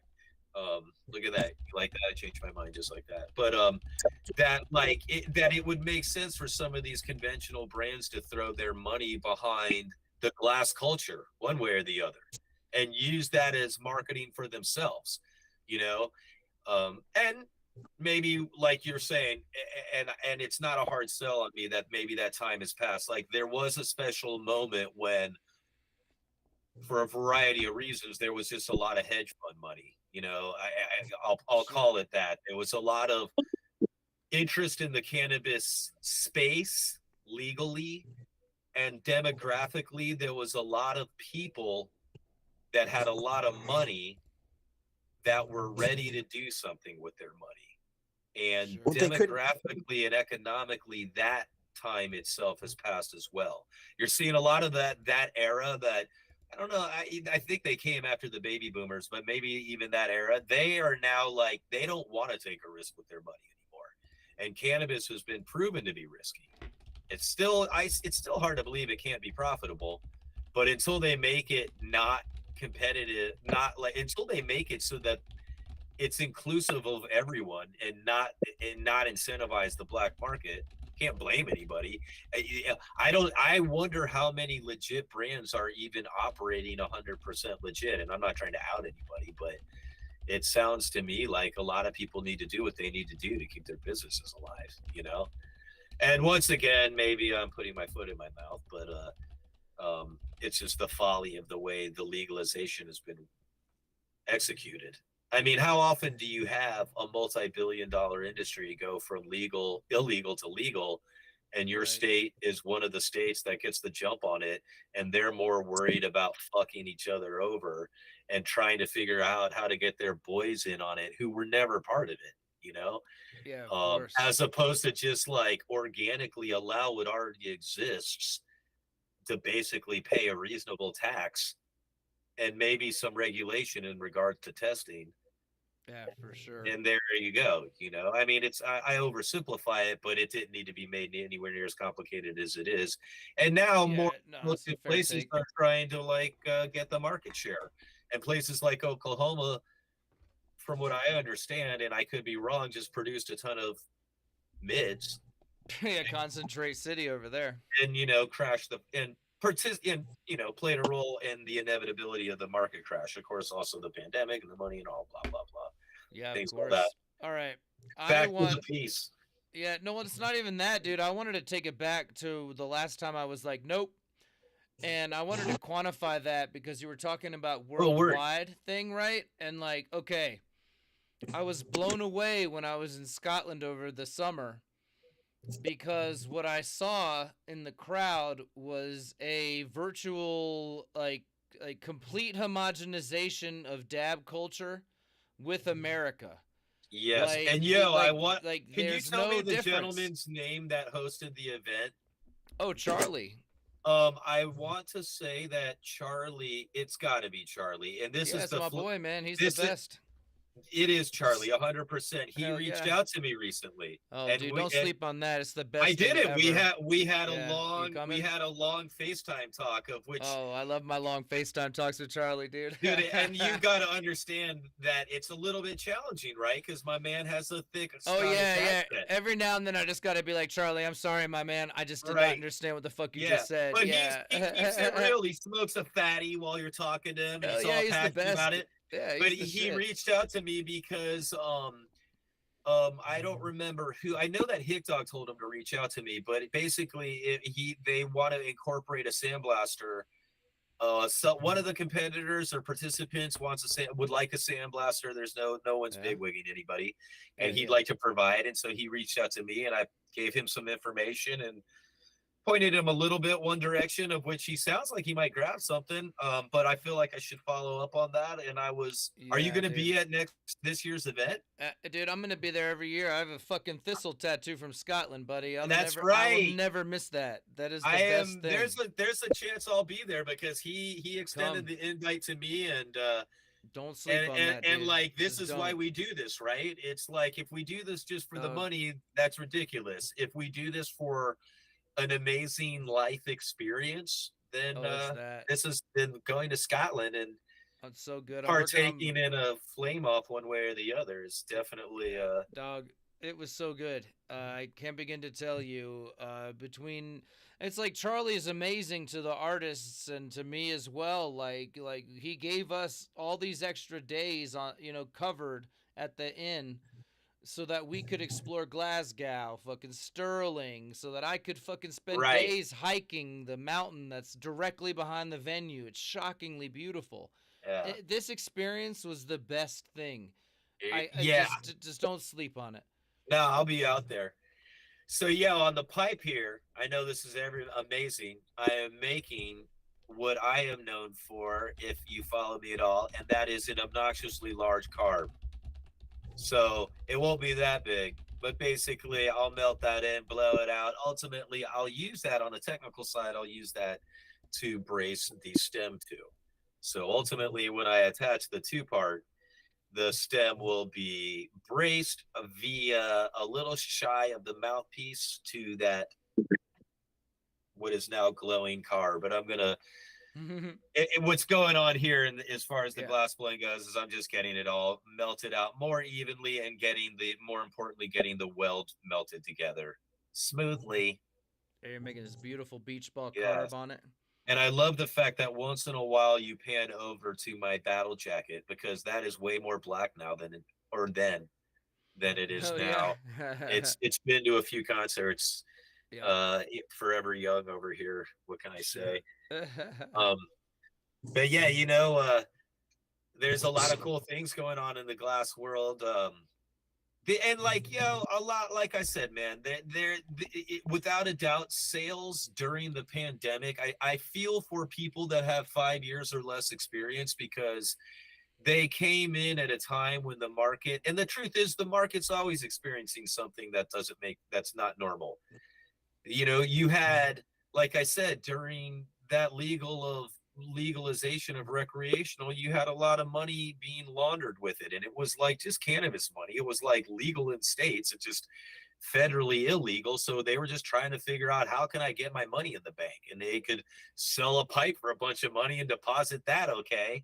And you know what is amazing is, I really was unaware, and I could be naive here, but I'd never heard of like a bunch of pipers getting audited.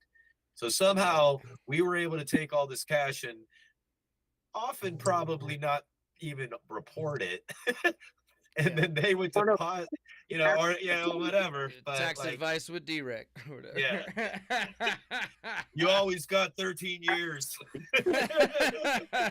Look, if you don't file, how do they know? Maybe it's 7. It's some number. Don't listen to me. I'm with you though, man. But yeah, I mean, it's like you got two choices there. Don't report this shit, or report this shit and pay it. I don't know which one's smarter, man. It seems like if they get their money, they really don't give a shit. Yeah, file all those forms, right? Yeah, old man Derek would tell you to report like at least enough to make it so because time goes by, right? The plan shouldn't be the system's going to fail or I'm going to die. Hopefully the plan is I'm going to have a long, fruitful, lovely, fulfilling, wonderful life. You know what I'm saying? And that means I'm going to be alive for a while. And if that is the plan in the grand scheme of things, probably it makes more sense to put yourself on the radar. But maybe I'm a statist. If you're a pure anarchist, fuck the system. Yeah. You got to make. You got to trade true to your soul. But if time will go by, and there may be a day where I'm like, man, it would have been convenient to be collecting some Social Security right now, as shake a cup in front of some people walking somewhere. You know what I mean? Sure. Right. We'll see how things end up, but. Yeah, no, you're like the right now I'm relying on Salt, Charming. Because Salt gave that getting your shit together with Salt talk. Oh, he's the got his shit together artist. So yeah, exactly. And his advice was like, and his advice with the tax thing, beyond do it, was like hire an accountant, because he, I mean, I'm not saying what he said, but I'm just saying there was like a bit of. It doesn't really matter how you play this shit, as long as this guy's filing the forms all properly, the shit looks right, and you're actually you're paying your money, and you're going to be good. And to get a little bit deeper, like, if you truly believe in yourself, then that's one of the things that you've got to deal with. It's when you have a little bit of a fatalist attitude, it's when you kind of want to just ignore the shit, And I feel like it's easier, and I know I'm not, a lot of people are like not paying taxes, and I say, yeah, fuck the system.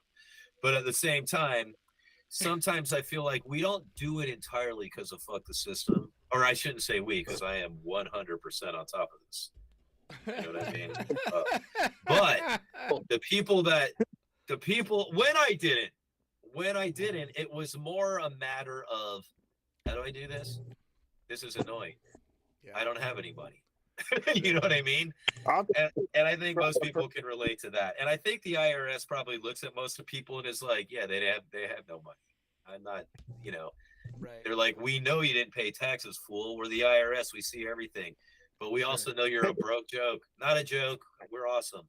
Right. But you're not worth like the investment to go after. And there's been some pipers or names in the industry that I do know of, but very few, like one or two, and I'm not going to bring them up because they deserve their privacy, but that did one, I know, even did a few months or more in jail because of tax evasion, but he was making a lot of money and depositing it, like a lot of money. So once in a blue moon, an artist is in the extra fast lane.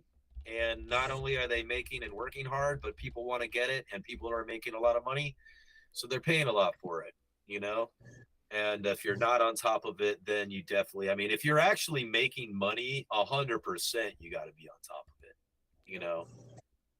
If you're just living hand to mouth, you're probably not worth the IRS's effort, but there's going to be a point when you're like I said, it might have been worth it to, now I sound so lame, get a little bit of Social Security or something, but maybe you want to like have some equity, be able to buy a house, and declaring income helps.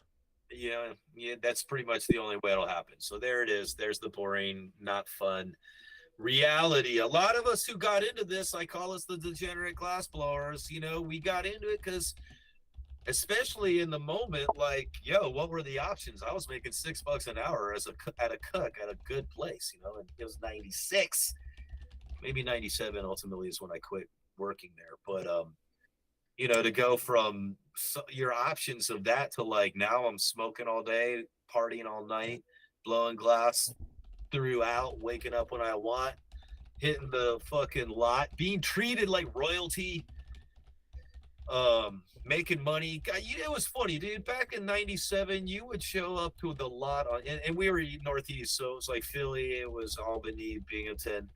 Ultimately, we went all the way up to the Maine and did the Great Win up there, which was a definitely life-changing experience because that was a big festival. And as a glassblower early on, that was the one that convinced me to quit my job. Yeah, you hit these scenes and the lot, and for a panker, which is a slang term for a small spoon pike. I don't know if people still use that term. So, but a small spoon pipe. A tweaker? Is that what you just called it? No, we called it a panker. What? Panker. A panker. Okay, I think I would spell it Penker. Okay. I know that's weird. That sounds more benign. Yeah, it might be a Seattle thing. Some of my Seattle peeps might be like, yeah, I know what that is. But dude, we would get tickets like front row fish traded to us for that. That's the way the Northeast 90s glass scene was. It's like, oh, you have a glass pipe?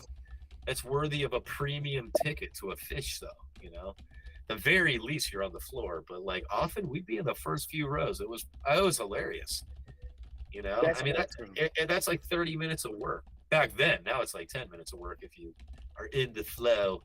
I can't pretend that I'm like whipping spoons out these days. I would have to reacquaint myself to them, even though they are not complex.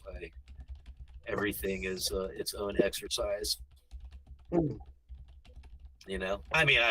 you want me to make a spoon, I'll make you a spoon. But yeah. Is that the show, dude? They were selling tickets at the Vegas Sphere for like $400. Are they really? That's reasonable. Yeah, I was about to say 400 don't sound bad for that. Yeah, no, God, we're so adapted. Are they obstructed? I saw big numbers. Big numbers. Any like obstructed view in the Sphere? Like that would suck. Like, I just paid $1,200 to see U2 and I'm behind a pylon. This sucks. Yeah. Well, it's weird. I guess there's like a row that are in the hundreds, which I think is deceptive because that can frequently be a pretty good section. It's often like the first row off the floor. You know what I mean? So like you can get a really good view if that's the way you want to experience a concert. But having said that, at the Sphere, evidently it's like underneath an overhang.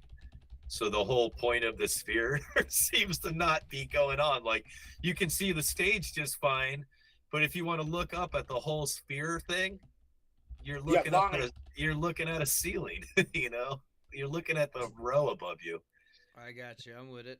Yeah. So I'll it'll be fun one day. I go to Vegas. Even though I haven't drank in almost 8 years, I go to Vegas still just to see concerts, to occasionally check out a glass event. And that's good for. And so I definitely foresee me one day going to the Sphere. It looks pretty interesting. We'll have a flame off there, the heavy metal flame off at the Sphere with Tool. That'd be sick as shit, buddy. I think actually that'd be awesome. It'd be amazing. All things are possible. They are. Royal the Glassblower is a good personal friend of Danny Carey, the drummer of Tool. That doesn't mean he can make it happen, but it's just like that. We're that close. Yeah, you have that talk, one night, man, and all of a sudden things happen, and you know, the sphere is like kind of ridiculous, so we might need to scale that down a little. But yeah, they're hemorrhaging money, so we may not be able to promise them enough exactly of a return quite yet. But give us a few years, man. I mean, we need to get not we, somebody else, but needs to get cannabis legalized just so that complication is not there, and then we can get well, somebody can get corporate advertising dollars, and maybe we don't want to be on the corporate fucking dole. But that's where bigger money is at. Maybe the cannabis brands will keep them real. They'll have the money, ideally. How about Seth Rogen renting it out on the outside to just post a video of him blazing a joint? That's cool. He did that. Yeah, it's pretty That's sweet. Cool. Respect. He had the ability, so he went out there and rattled the cage a little. Fuck it, I'm making all this money on these glass grinders or whatever his company it does. That's funny, man. Yeah, dude. Good shit. Like his table lighters is like, if you're ever losing your lighter, here's one that you'll never lose. It weighs like 50 pounds, and you're like, Jesus. Right. He figured out how to make an unpractical lighter sellable. Right. You know? No, he's doing good God's work. I can't hate the guy, dude. I love him, man. He's. You know what? Awesome. If I could sell a 20-pound lighter for however much money, you know. Yep, no doubt. Speaking of money, guys, I wanted to wrap a couple of threads up here that we did. Man, all right, man. You mentioned this notion that like some of us got into this so that we wouldn't be working hard, right? Yeah, right. Okay, I want to speak to that, and I want to speak to a little bit of balance here because I completely understand that.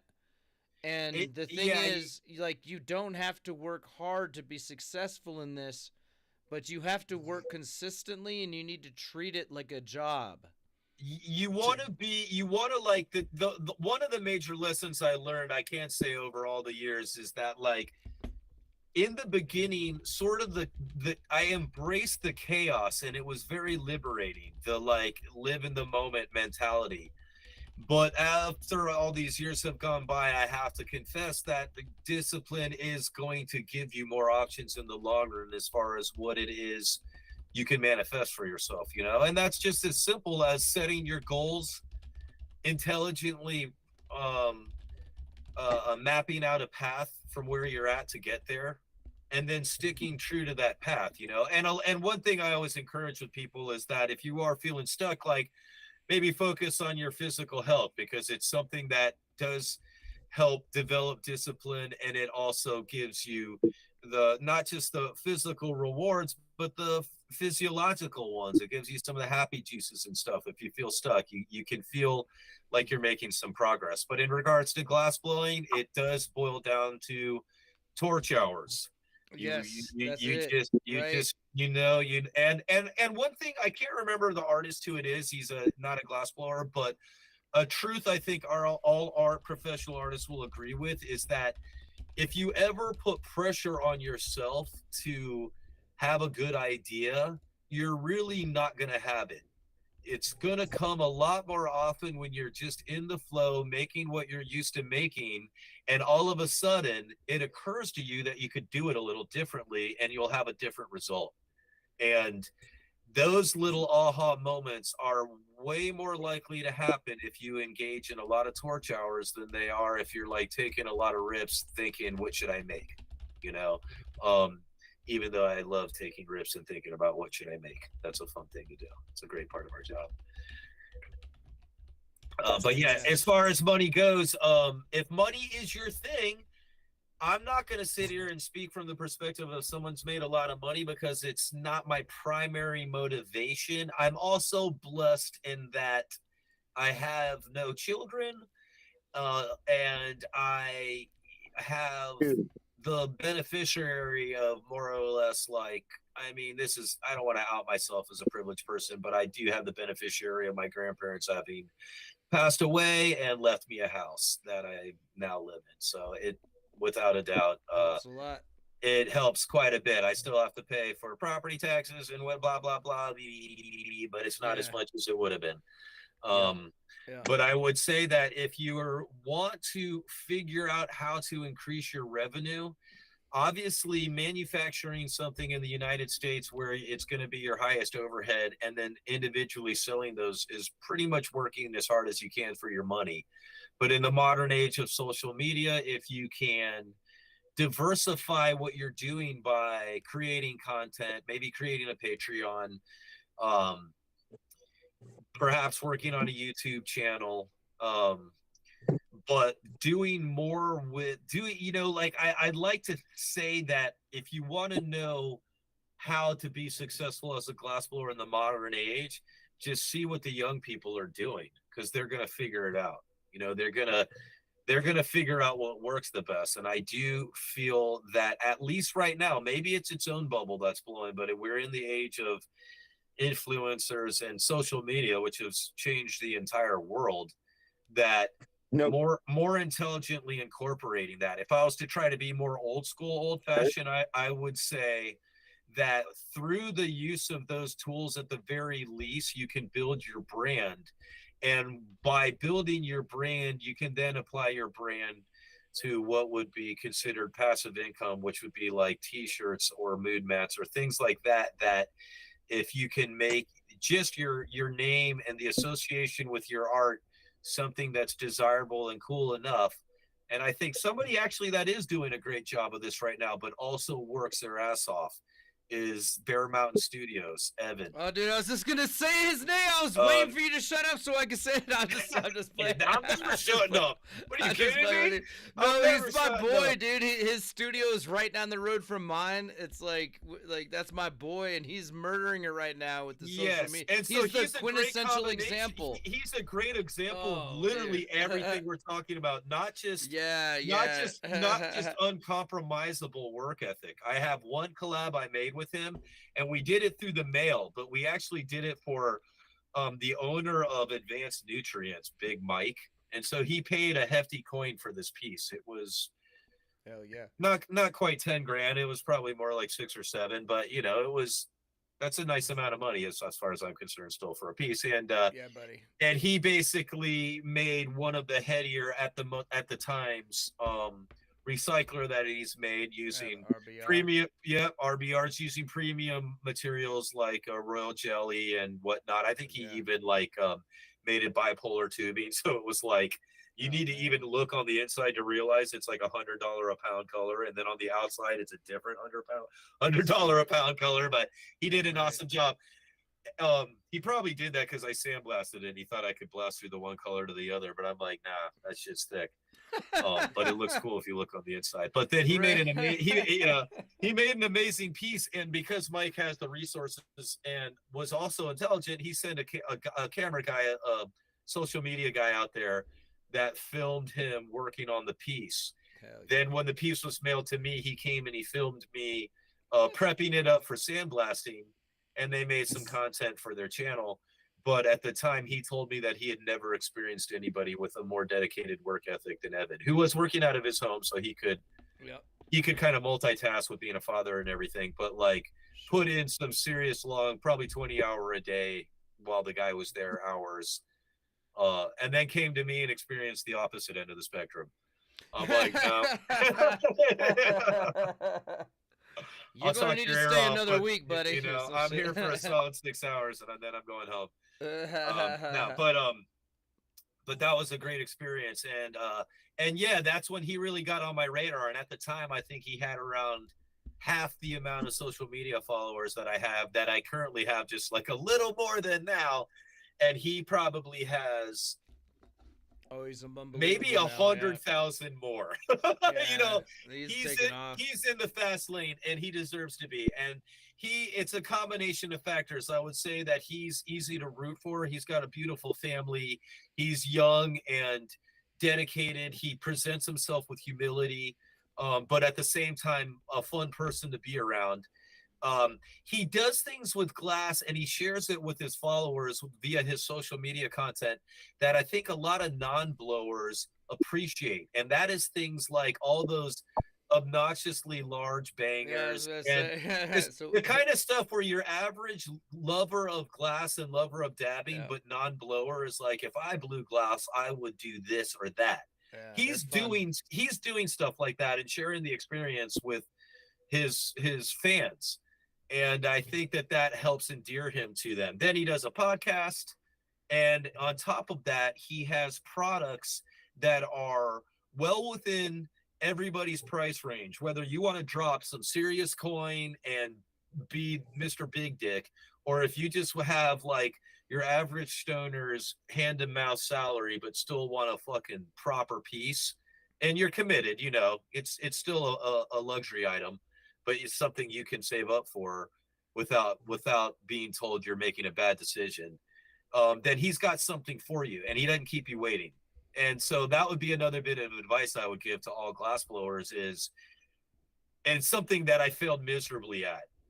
When Sling's movie came out, my head blew up, and I wasn't walking around bigwigging everybody, but I was pretty impressed with myself. You know, I wasn't walking around being like I'm cooler than thou, but I definitely assumed everybody was stoked I showed up. You know what I'm saying? And nothing was wrong with that because people love confidence. If you represent a brand, don't be some pussy. No one's out there like feeling good about something that makes them feel bad. You know what I'm saying? Be confident with what you do. I mean, and of course, be real at the same time. But having said that, don't be a douchebag. And I definitely strayed into that realm. And I allowed a lot of retailers, you know, hit me up after that movie. I was doing my whole punk rock, porno, metal, Satan thing, which was proudly out of the realm of what everyone else was doing. So it was definitely something that added a little variety of life, spice to people's stores. And so a lot of people hit me up with the added publicity that Degenerate Rob brought, which was considerable. And I pretty much was like, money talks, bullshit walks, you know, send me your money and I'll get around to making you your work. And it ultimately took me years to make that right. And there's even probably one loose end there still, humbly, I must admit, that I could do better on. Could, like, you know, it's one thing when it takes you a while to pay someone back, just getting them back what they gave you ain't good enough. And so I could even probably do a little bit better there. I got to even say, call myself out right here, you know. Want to keep it real, man. Probably going to be a call I make this week. But everybody out here says, literally, yeah. comments, What can I say, dude? real. I was on alcohol for 20 years. You know, I sobered up. Once in a while, things occur to me.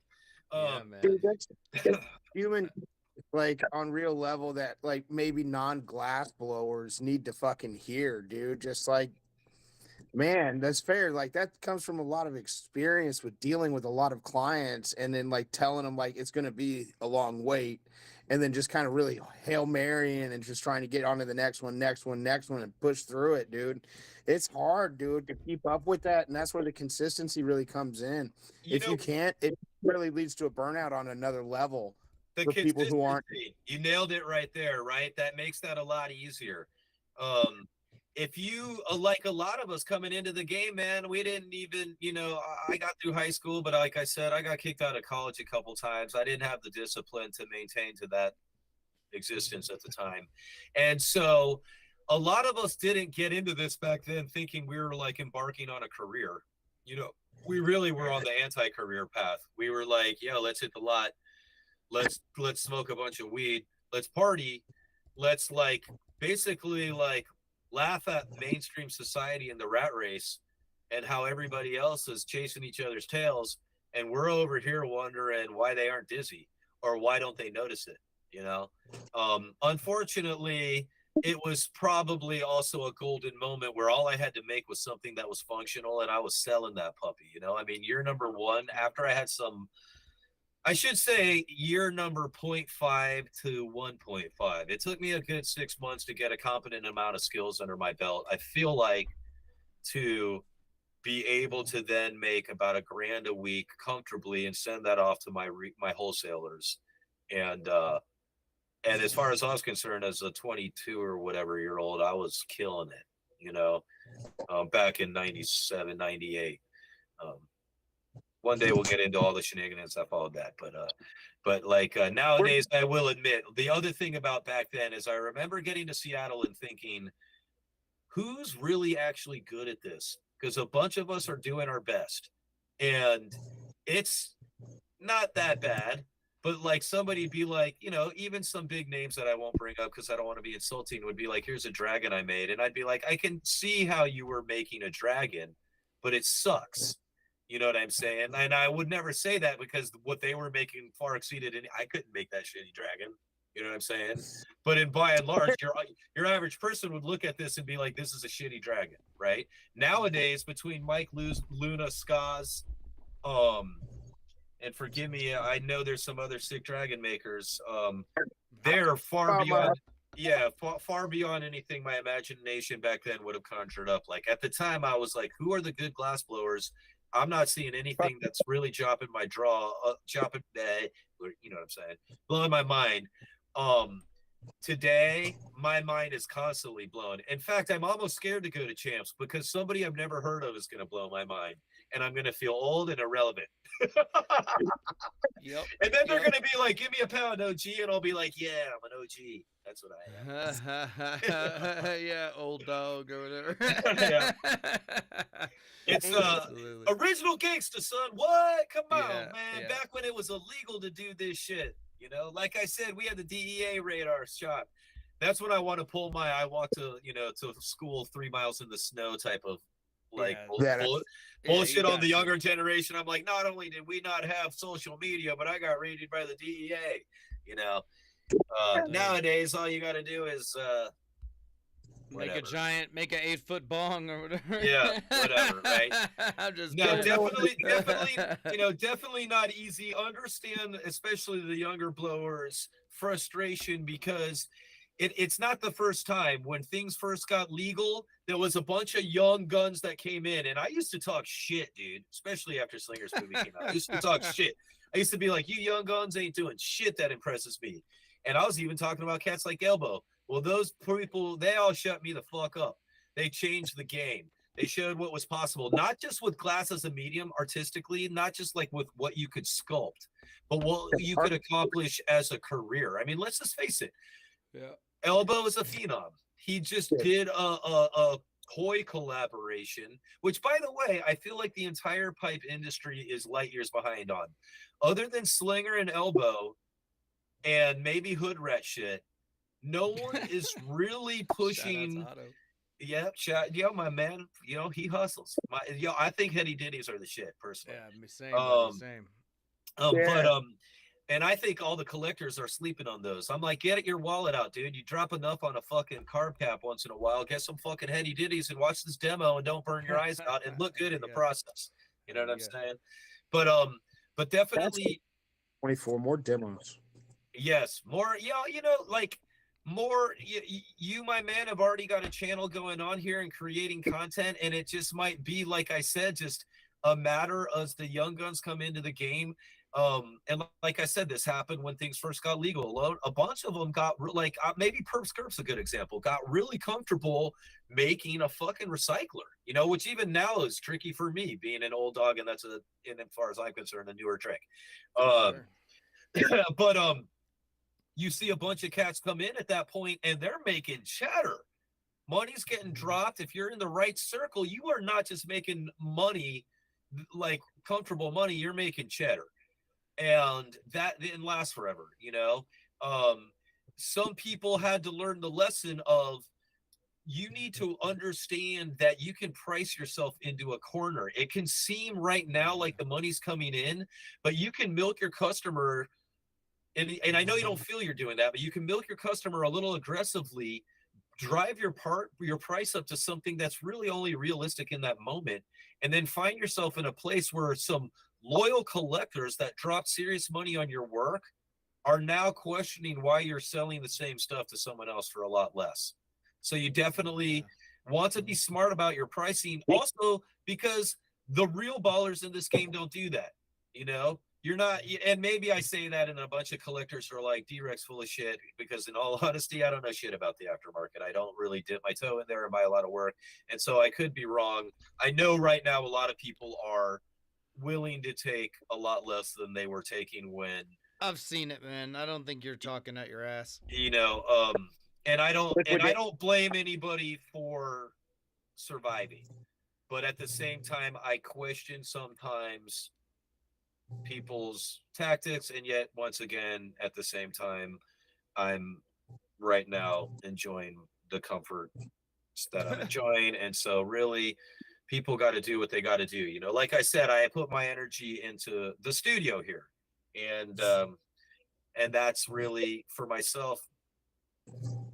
And the store, Ruzi's store, has, and I think for a few people's careers, has managed to provide a little bit extra, definitely for myself, and keep some of the dream alive. I do think also the SoCal collector scene, shout out to a lot of the people down here, have graciously continued collecting and acquiring sick work and enabling the craft to keep going, right?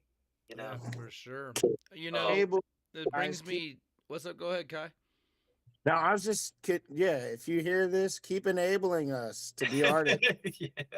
You know, and like for real, like it's a symbiotic relationship. There's no doubt about that. The collectors have played as important a role in the evolution of the craft as the glass color companies, the gas companies, and the artists themselves. I mean, it would probably be a pretty rare individual, and I might even throw Hoobs out there, but Hoobs definitely makes a living as a glassblower, that would say that the financial component is not one of the motivating factors in being part of this, you know, and contributing and investing your own money, time, and energy into and doing the Alright. work that you do.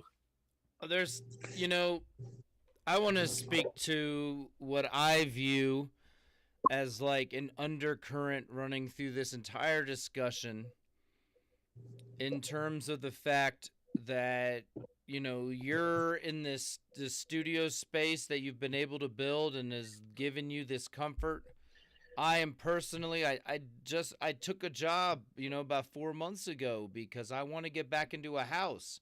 It's nothing against the studio space I rent at, but like when I can set up a home studio, it's just going to take a bit of that financial pressure out of the equation. Like Yeah.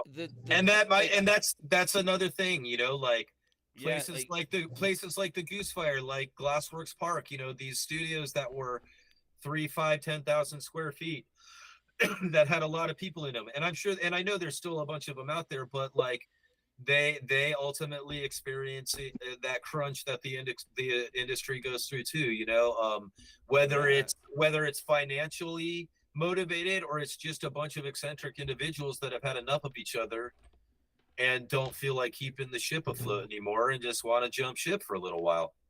Yeah. Well, you know, yeah, a lot of these places end up needing to break down, and it's all right even to need to scale down. You were mentioning a home studio.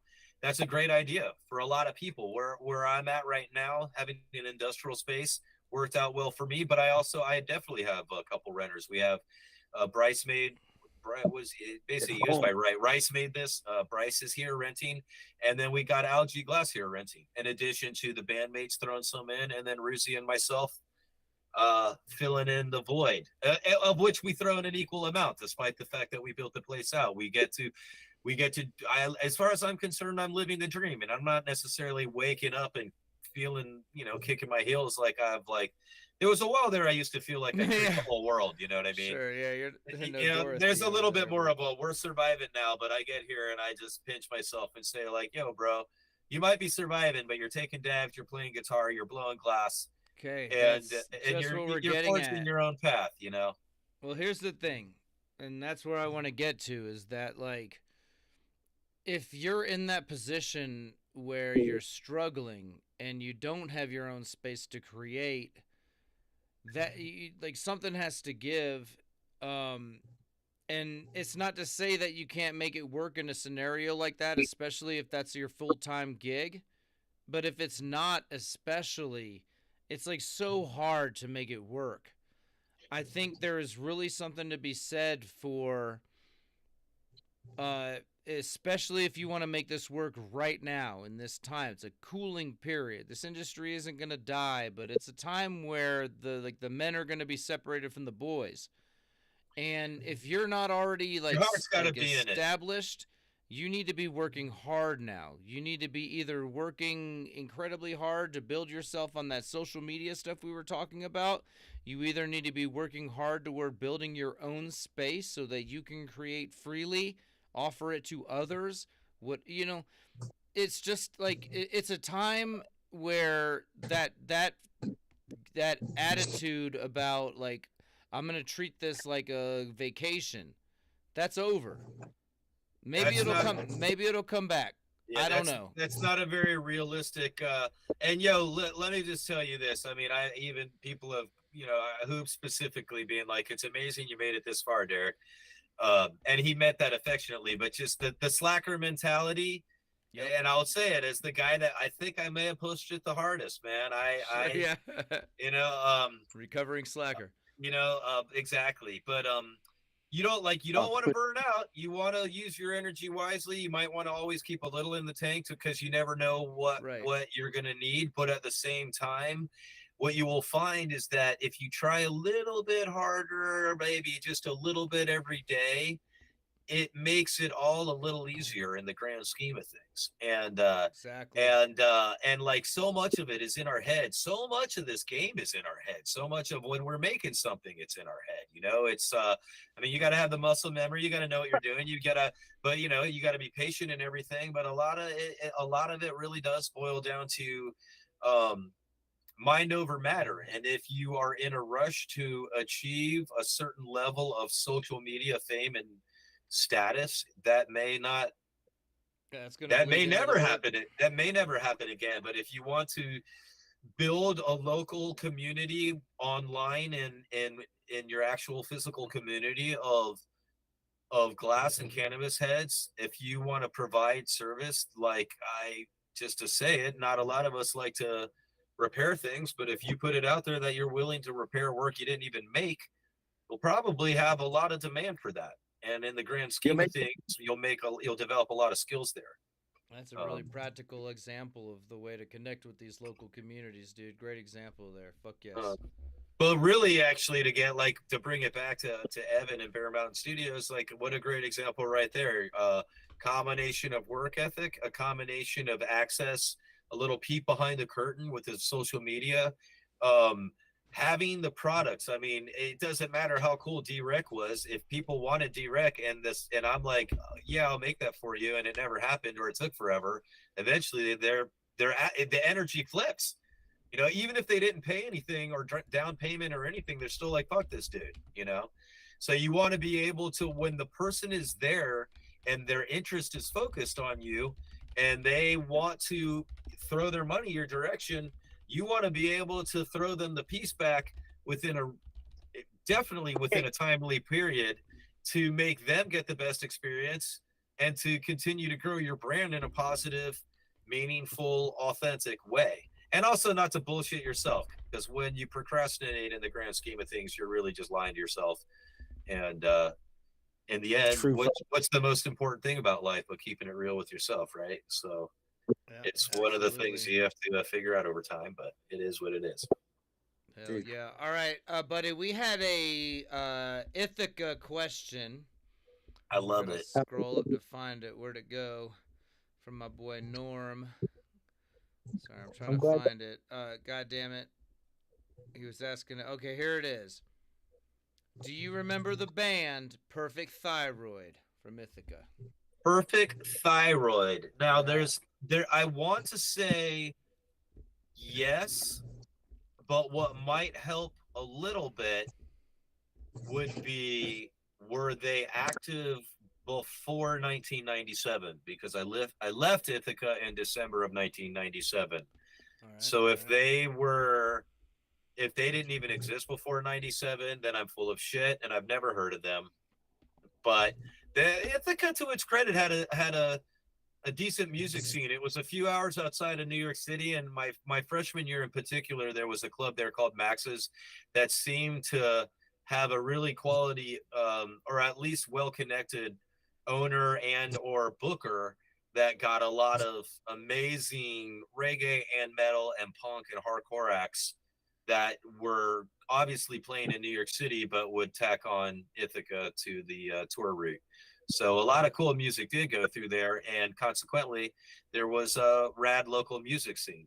And Perfect Thyroid definitely sounds familiar to me, but I can't say that the music is coming to mind. I mean, the first thing I would guess would be a jam band, but that's because there were a lot of them there. For sure. All right, Norm is also, man, my man's, he's bringing the Ithaca questions, dude. He wanted to know if you remember 3D Light, Jabberwocky, or Cascade Glass. Jabberwocky sounds familiar. As far as glass blowers, if the questions, am I right in that the questions are asking me about glass blowers? I think those three were glass blowers, not bands. Yeah. And what I can say there is that at the time, to be honest with you, the only glass blowers that I was aware of in Ithaca, all right, were a gentleman named Jay, of which we reconnected like 30 years later online, but I hate to say it, I can't remember if he even still blows glass, but we're talking 96, 97, Ithaca. Yeah. And then also we had Steve Gelb. Steve Gelb was blowing glass. Otherwise, Ezra Zimontovich had started blowing glass in Ithaca and had moved to the West Coast, and a variety of local Ithacans who didn't stay on the torch long enough to probably need to name in this conversation. But Emerald, or what was it? Buttermilk was not in existence yet. Toro wasn't there yet. Okay. Ithaca would become it was beginning to make its name known in the glass world, but it would be those guys, that would matter more. Ease was, I met Slinger and Gasp and Ease all living in Ithaca, and I began blowing glass there, but moved away, and those guys all became amazing glass blowers in their own right after that. But so my glass adventure started in Ithaca, and now that town will always be special to me because of that. Ease lives back there again in that area. I'd love to go visit. but really it was the move to Seattle when things really, well, I mean, they're all significant, but yeah, it would be Steve Gelb, who was in the scene for a while, but I imagine his name's been forgotten. And good old Jay, Steve Gelb.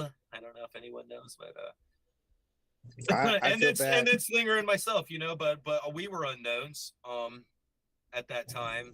Ithaca was names known. What's that? I love that. That was kind of like a big jumping off point for the industry, and then a selection of a lot of artists that were all very memorable from that movie. And you guys kind of all just threw it together. We had Slinger on a couple of years ago, and he talked about it being a very low budget, very high energy affair. Putting it all together. That guy willed it into existence, man, and it didn't happen overnight. But he got the film degree. And to his credit, man, let me try to sound like a bad boy or something. I got expelled from the same college he was going to twice, and I was in the film program, and he was hanging out with me, and he got a degree. And I got the boot, wasted a bunch of money. Having said that, it was super rad when he moved to Canada, and bless their hearts, somebody put out a movie called Operation Pipe Dreams that was the most low budget, poorly made, but their heart was in the right place. Shitty movie about glass making and the glass pipe scene. And Slinger, that guy, I'm pretty sure he was offended when he saw that movie. It was probably weighing on his mind that a proper movie needed to be made to represent the scene, and that movie was like a kick in his nuts. He was pissed, and he had moved to Canada, was broke, and was just putting it out there. Someone needs to make this movie, and I'm probably the guy to do it. And some Canadians said it. I think they owned like a movie, like a VHS rental thing or something, like, what I'm saying, like a Blockbuster, but an independent one. They just gave him the startup money, and he bought a film camera. I don't remember if it was 16 millimeter or 32 millimeter. Maybe I'm a dumbass. Maybe 32 millimeters, like hundreds of thousands of dollars. I don't remember, but he got out on the road. They gave him some money to hit the road, and and he got a, let the world know he was making a movie, and most of us were pretty interested. There were a couple heads you'd have to watch the movie and notice their absence that were old schoolers that weren't in there, and they wanted to remain anonymous. But that dude, he persevered. He got all the footage. My man was broke. Okay, he was not rich. He figured out how to make a comfortable living, but he wasn't doing it then. He was doing the starving artist thing, true, and fucking put the word out to the people, got the funding, started doing what maybe it's still a good thing to do. And I call it the glassblower road trip. And I don't even think I've done enough of one. I've done a little bit of road tripping, but I think it's almost like a coming of age thing for a lot of young glassblowers. If you can hit the road and of course arrange it ahead of time, don't fucking annoy anybody. I'm old now. Don't just show up. But a lot of stops have guest benches or artists that are willing to tag team on a torch. And a lot of young and whatever glassblowers of different ages hit the road. It's one of the rad things about our community, and travel around and collab with different artists, learn a bunch of shit, learn a bunch about themselves, and get their name known. I mean, obviously collaborating with other artists is the best way to expose yourself to other artists already established communities, fans, whatever. As I know this jaw-dropping Sherlock up here. It's unbelievable. But yeah, I think the glassblower road trip is another option if you're in a situation. I know some people feel underwater or they're trapped, and it's so easy to tell somebody else, if you're not happy with what's going on in your life, then don't do that. Switch it up. And the other thing is, you don't need to switch it up forever. You could even find that you could come back to it and it makes you happy in the future. Maybe you need, I know people hate hearing it, but as far as financial, hardships or things are, there's always options. Like I said, I've worked construction, bartending. I worked at a graphics company. It's not that I always had a side gig, but there were times when I felt it was necessary, or one came my way and I was interested in it.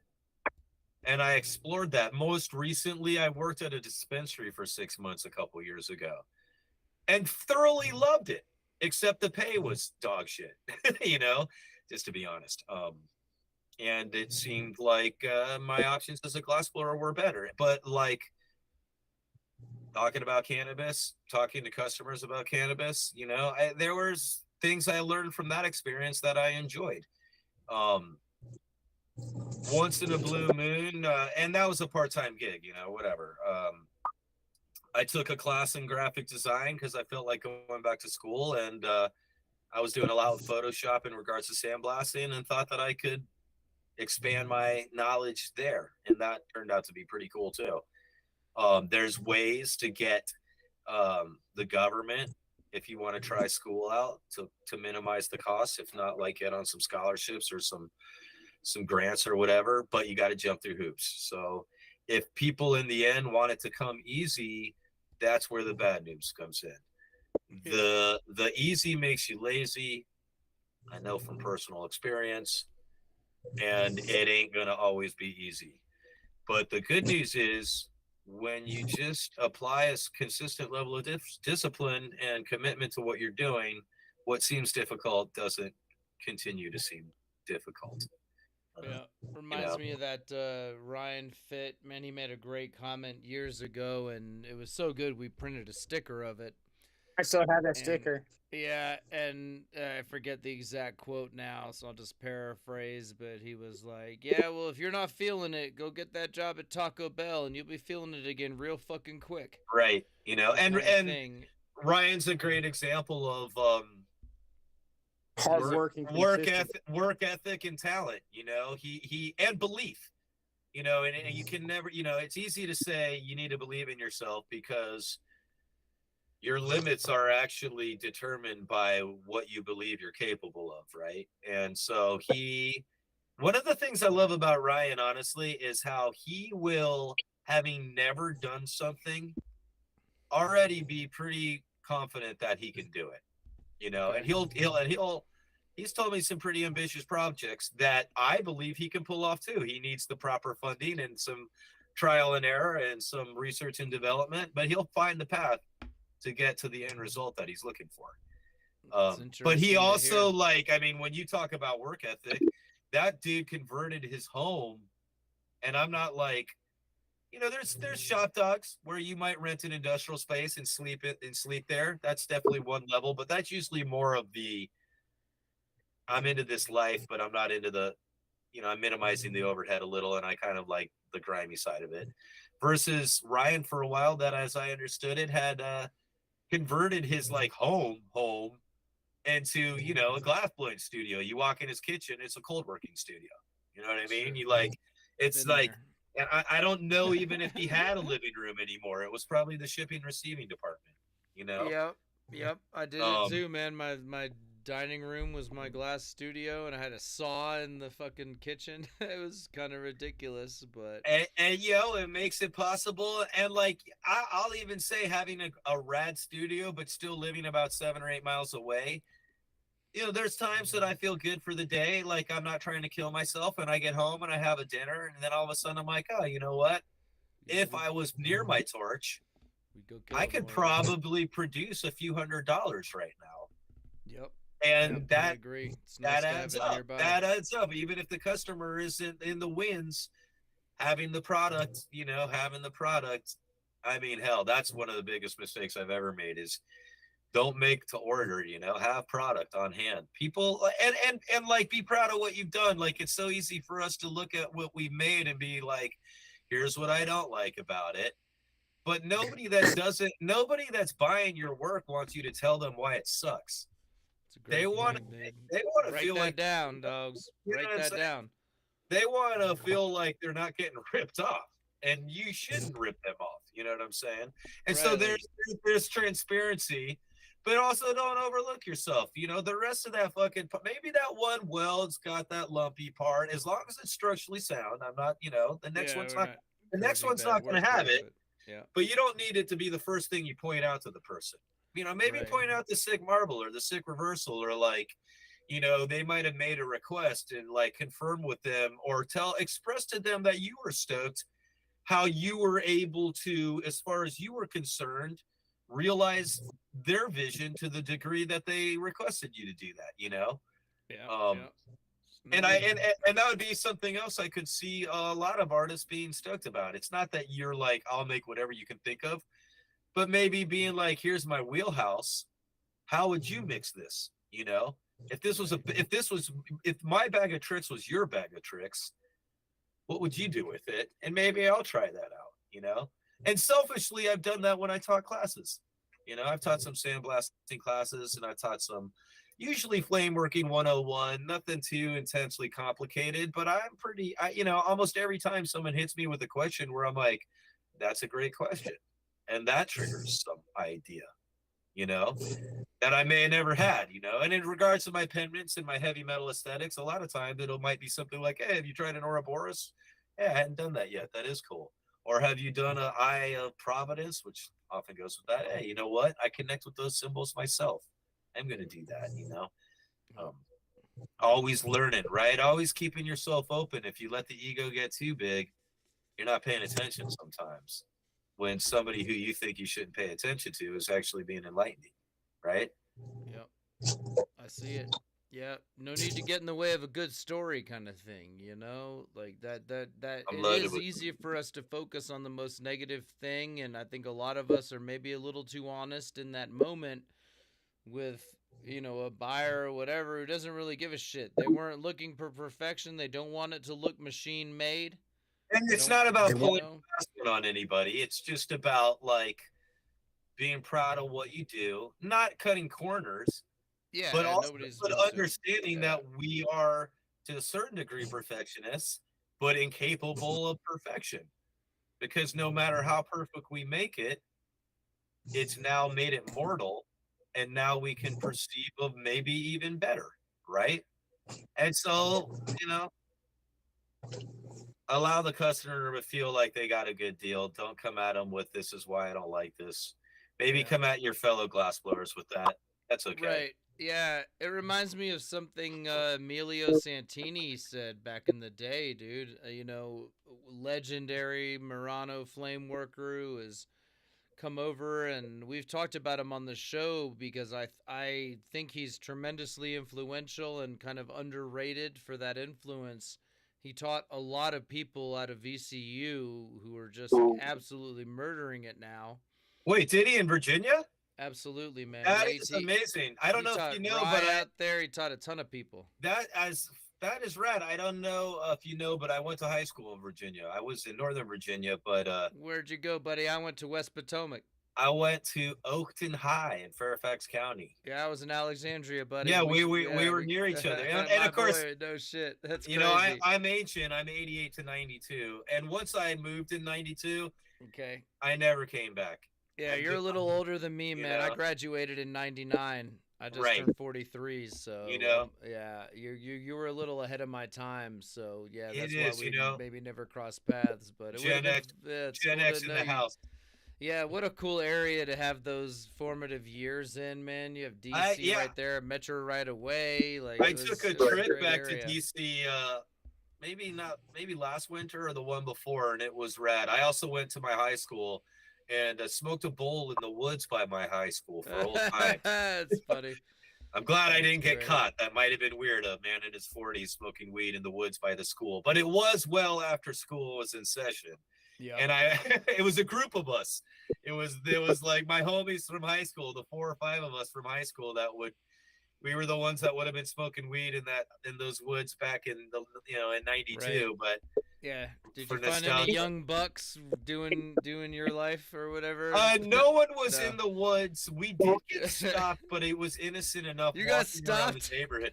We weren't in the woods at that point, but someone's like, "Why are you all walking around looking at the houses?" And then when we were like, "Well, we all lived in this neighborhood," and they were like, "Oh, okay." Yeah. They're like, what the fuck? This is 2020. But then DC was rad too. DC is they got legal cannabis there. They've got some yeah, it's pretty wild. They got some good stores there, and the scene's pretty fun there. I had a great time going back there. I saw Mastodon and Opeth, some of my favorite bands.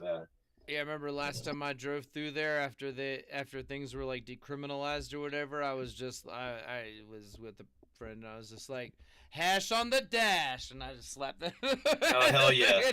Hash, I was like, it's legal here now. Back when I was 18 and 19, I actually interned at the U.S. Senate, in the Capitol building there. Yeah, this is like the secret life of DWRECK. Dude, we were joking in the chat. I've been around the block, brother. I've been around the block, and not only that, like this is how long ago it was. Bill Clinton was the fucking president. Okay, but I met every senator. I met and that was eye-opening. They're human beings. The ones that politically I'd say are dog shit were like, I'll keep all their names out of it, but I was surprised. We're like, the only one that I'll say his name, the only one that ever remembered my name was Trent Lott, and that guy is not your progressive's first choice. I mean, that dude is a throwback to the old days of I want to say possibly even segregation. He definitely would be, old school Southern. Let's just say that. But that guy remembered my name. Whereas some of the more progressive liberal senators that at the time I was like, that guy's my boy. That guy wasn't my boy. Whatever. They're all different, right? They're all human beings, So you catch them when they're in a good mood, they're going to be different than when they're in the bad mood. But my bigger claim to fame was, it's a big ass building. And once in a while I had to dress down and run. I worked for what was called the Senate Recording Studio. So it's like radio and television work, but for the incumbent senators. So they actually had they had an edge on anyone running against them because they could come to us, film commercials, and we charged them like a third of what the private industry would charge anybody trying to do some comparable work. I don't even know if that still exists. That would be something that I would see somebody trying to trim some of the government fat might put on the chopping block. But at the time, one of the interesting things that we were on top of was if you would go to C-SPAN and look at what they were, showing like you know, they'd show somebody speaking on the Senate floor and then pan to the floor and no one's there. That was our cameras, you know. Nice. And I would have to sometimes like rerun the cable or some shit, you know, the building's 200 years old or whatever. And so we're down there dressed down in these like, you know, fucking the subways down underneath it and through these like crawl spaces. And ultimately I would bring some weed and we would just puff a bowl down there right in the Capitol building. And you know, I would come out feeling like the coolest dude ever because I'm like, how many people can say they've done that? And you know what? Ever since January 6th, a bunch of people can. Yeah, Dude, exactly. I'm and every bit of this. This cracks me up, man. All right. Really? So I gotta say, go ahead, And guys. Sorry. Sorry to interrupt. Oh no, Oh, no, man! but- I thought you were going, buddy. Go ahead, man. I interrupted you, man. It was just a stream timing thing, man. Go ahead. Yeah, I'm lagging, dude. I'm sorry. It's all good, buddy. Yeah, my- it was like all of a sudden I was talking and then you were talking, and I don't mean to be rude, dude. You go ahead and finish your thought, please. No, that was it. I was like, Okay, I'm word. cheering them on. I'm not dude, sure just if look they to the heard fucking it because, like, when it came in, like, fucking dream. yeah, That's see, awesome. it's happening again, man. I'm not certain if they heard what you were saying, so if you want to reiterate, You know, you're welcome. it sounds to me like my man is saying respect for putting all the years and ending up with a good shot. Okay, word, yeah. And I didn't guess hear a none of decent that. attitude. Very good. I was gonna tell Love you, you, brother. these the homie in the chat said plot twist. This is earlier when you were talking about the attack shit. Yes. He said I plot know, they're twist. gonna get me. DWRECK. He said plot twist. DWRECK is a Mormon. And then but then I said plot twist. DWRECK is an IRS agent. That would be probably the yeah, bigger and- Shazam. The yeah. only interest I have in Mormons is that they raise beautiful young ladies, and I mean ladies, but it seems like They they can all can- reach a certain age where all of a sudden they like to become bad girls, and all I gotta say is Daddy DWRECK is over here for you. I know I'm a scumbag. That was cringy. Man, shout out to the Mormons out there, man. Send your sisters to DWRECK or whatever. Let them experience life. Praise the Lord. Yeah, the Raspunga or whatever the fuck it's called. Yes, and exactly. My I mean, I man don't- right that's there. not their thing. That's like there I am. yeah, I'm that's the like modern day Rasputin. yeah, but once you started talking about all that experience with the government, I'm just like, I feel like I might have been on it. I can't help but wonder what my career path would have been had I had stayed there for the last few decades and ended up there when, you know, Right? Yeah. when yeah. January 6th did happen. But Who knows, dude? you know, Yeah, dude. and, I you don't know, know. that's a whole nother side thing that maybe one day we'll talk about. But you know, Yeah. We don't get really political here, man. we don't get actually- political. I wasn't even going to touch the Yeah, politics, yeah, but well- just that there's a name we probably both know that also was in the mix there that I Oh was yeah, of course. friends with, but we don't want it to. What, Doc, hold on. Moving now. on You're to this friends with amazing- Trump, or are you talking? What's happening here? Oh, I'm I talking want- of. I don't want want that story. it's one of our. Oh, what? Are you not aware? All right, I don't want What? to be accused of working for the feds. All right, But there, you know, there was a glass blower that was in the mix at Goosefire, and oh, what are you talking about, Adam Villarreal or whatever? oh, maybe that's his name. Adam yes, V, you know, yeah, that on the motherfucker was in FBI's the most wanted. riots. Okay, I thought you were talking about you knew Trump or some shit. I was like, No, hold on. no, I don't know I want Trump. that I'm story. just talking about how some of our glass Oh blower yeah, compatriots no, Adam V, even man, that leading the motherfucker- charge and he's, ended like, up on wanted- the FBI's most wanted list or Yeah, that FBI's wanted list. Yeah, he is, dude. That motherfucker Oh, like I know. fled. He's like blowing glass in Mexico or some shit. We don't know where he's at. He is 100% AWOL, 100%. I Yeah. believe he's been, and he is probably looking at a minimum of 10 years based on what some of the Yeah, other it people seemed that like had he was, similar like, smashing charges. cops and shit, you know. It's He's accused of, among other things, stealing government property, which was a riot shield, and then Yeah, it's a then striking a policeman with right, it. the shit that he beat the cop with. Yeah. Yes, man, and you, it's, yeah, and bad- you know, bad and times, here's man. the thing though, is now I'll give a plug to some documentary filmmaker I don't remember, but if you go to God, here we go. if you go to Max formerly HBO. There's a yeah. documentary called, I think it's called 4 Hours at the Capitol. It might be Yeah. 3. All right. I can't remember the number. 3 or 4 hours at the Capitol. Yeah. But about an hour and a minute or 2 minutes into it, there's a sequence that's the Battle of the Corridor, and it's the corridor where the president walks out when he's giving the State of the Union. He's up in that shit, huh? So right in that battle is where a lot of the footage that made it onto the news, where you like some of it would be like the cop in riot gear being crushed between the door and the door frame, and he's like screaming, this. A lot of the more intense one-on-one conflict happened in this corridor. And in the documentary, at about hour and 2 minutes into it, you got Adam V right up there yelling, "We need more patriots to the front. We're almost through." Shit. Oh my God. But a good shot of him, shot of him, you know? Right. And and I gotta say, like, I have my own history with the guy. We were shot mates on multiple occasions, and we were drinking buddies on occasion. We did not share the same politics. We're not going to get into all those, but let's just say that he was there. We'll just say that much. Right, like you're obviously on different pages. But you know what? I will say this. Well, maybe the reasons weren't my reasons. I was kind of proud of all those people. They believed in what they believed in, and they fucking brought the fucking ruckus, man. They fucking stormed up in that shit, took a dump, and smoked a bowl right in the Capitol. You know what I mean? So they just did it for a different reason than I would, which is, I don't know, whatever. It doesn't matter. So having said that, though, Adam himself, yes, mystery man, definitely believed in his cause. But you go to the FBI's website, I will admit I got a printout of his most wanted here in the shop because it's a kind of a trip, actually. Yeah, right. Yeah, exactly. YOLO. Yeah.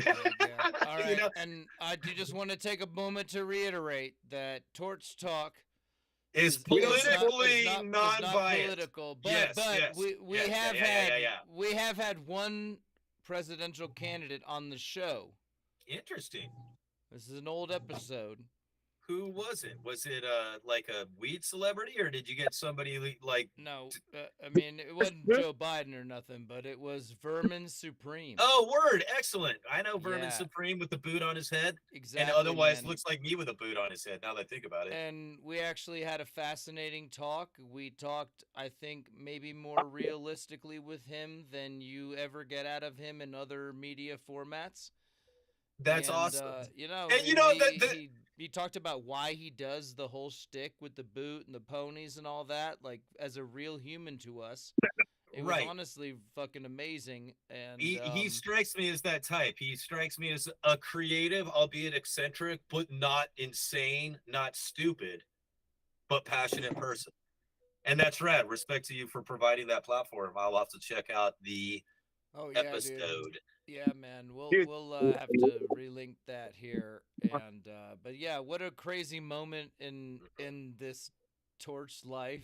It's crazy, dude. As homie, it's been so nice having you here with us. We're getting near the finish line with the piece. We are, man. We've got the classic DWRECK face marble that I have done my double post attachment. As you can see, it looks like this piece had. I want a 1, 2, 3, around 6, 7, 8 beach balls, perhaps. A classic shape. I feel like the Sherlock is one of those that you can apply a little bit of tradition to, and it's fun to be part of that legacy, or you can get really imaginative with and see where you can take it. But as far as this one is concerned, I had a great time, not only on the show tonight, but I remember at Champs, I was in a great mood. Yeah, I did not show up with the attitude of I'm here to win. I showed up with the attitude of I'm here to have a great time and be part of this community. Durin next to me was a champ. Oh, Durin's my boy. He was such a pleasure to kick it with. Is this the year he made the fishing reel? He made, I want to say it was like a diorama. Yeah, I think he did make a fishing reel, actually, that he could like fish into. Yeah, that he could like fish into. Yeah, man, so cool. The judges, if I recall, were Slinger. And so let me say this: had I shown up with the idea of I'm going to win, well, my man's got integrity. My man's got integrity. He's not going to just give it to me if I make a Sherlock. But if I came with a serious effort, then of course he would have leaned my direction. You would have had a chance.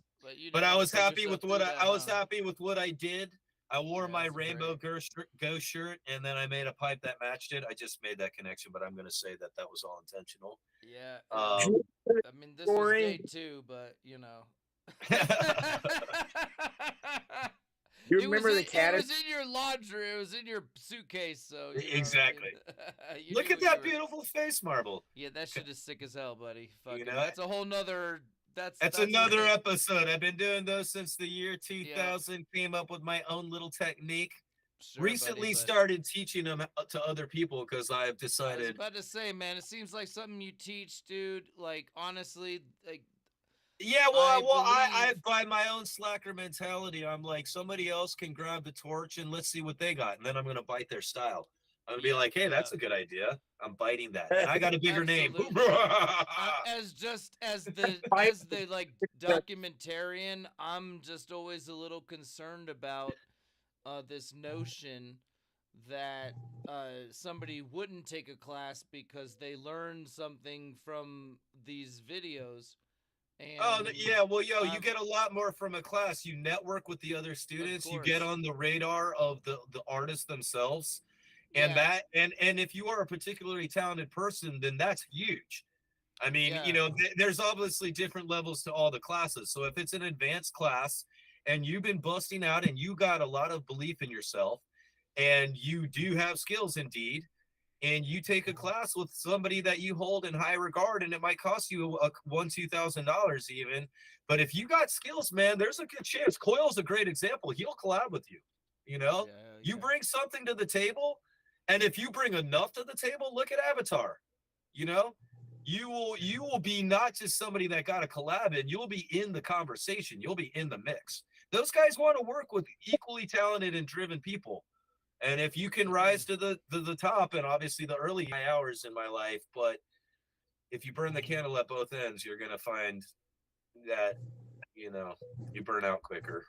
Yeah, for sure. And, thank you for speaking so directly to that, because in my heart, I've settled on this notion that, like, yeah, some people are going to buck. We all know that shit.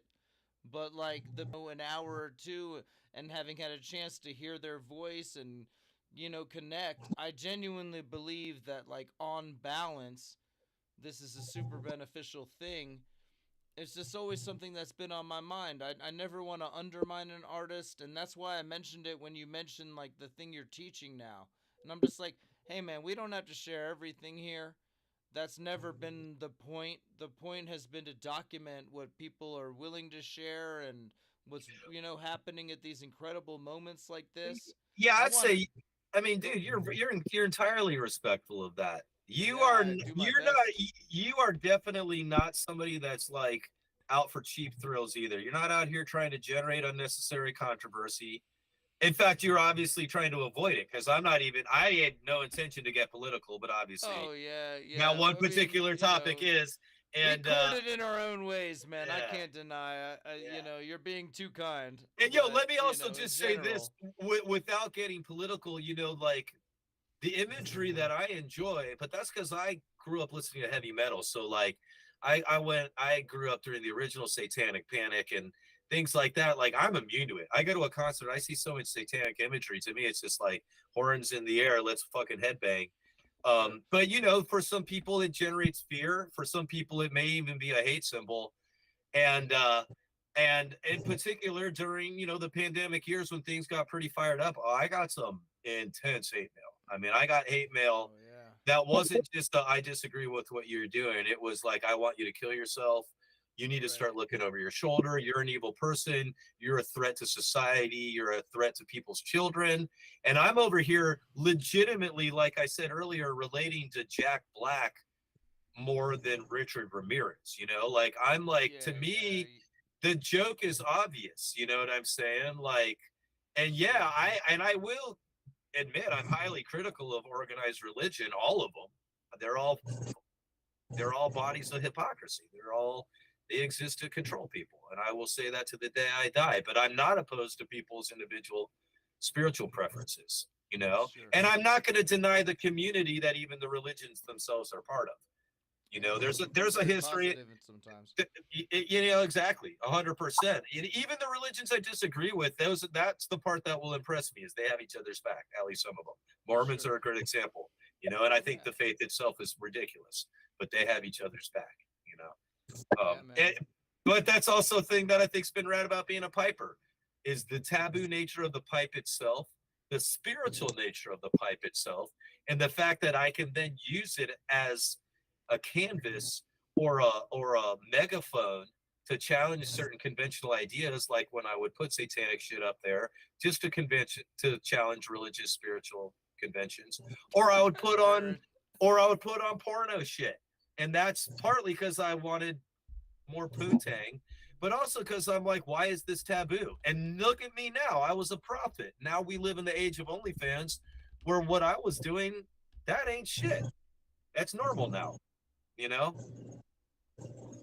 Yeah, all day. I have no comment on that religious stuff. No, I'm just playing, man. I don't practice religion. I respect anybody's religion, and especially if they're in a good church, you know. Like, oh yeah, I mean, I will say some of the most selfless people I've met are some of the most committed Christians that I've met. But then at the same token, the people that tell me to kill myself are also Christians, predominantly. Oh yeah, well, it's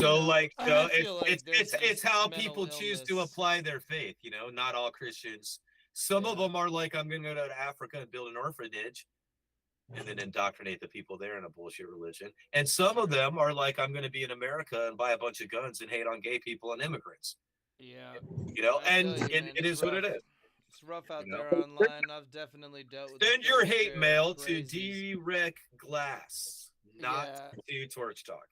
Your hate mail should go to @DWRECK Glass. And as we already know, I handle it well. And here's the thing. I've never thrown hate back on a single one of those people. I'm down to have a conversation with you. You hate me so much you want me to kill myself? Please elaborate, because I believe there is a misunderstanding here. I don't think I'm worthy of that type of hatred. So let's fix this. Yeah. Good luck with those conversations. They're a trip.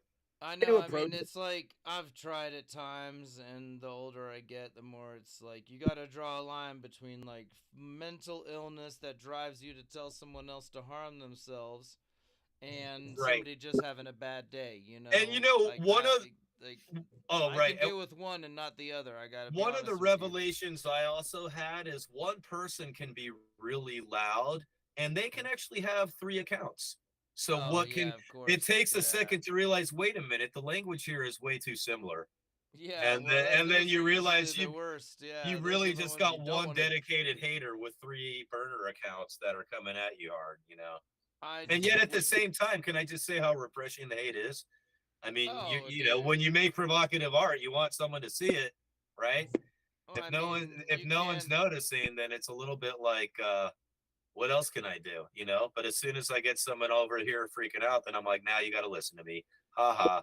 You know? Yeah, it is what it is. That's clearly a reaction to what it is. And I mean, I live this myself, man. I would imagine your audience is a lot bigger and more passionate than mine is these days, you know. Well, I don't know about that, but I mean more the social community. You know, you deal with these dynamics running a group in Facebook with 20,000 people, and you know, respect. You know, that's a lot of personalities that have the anonymity of the internet, so they can be of course keyboard warriors. Yeah, dude, and like I'm not gonna even pretend that I'm like some angel or some like perfect person about it. Like Kai was with us as a moderator and admin for years. He can back this, dude. I'm always chill about this shit. I never want to make a rash move without like discussing it with some dogs. You know, but like we can be harsh sometimes, and especially in the past, it was like we had to make some harsh decisions, like.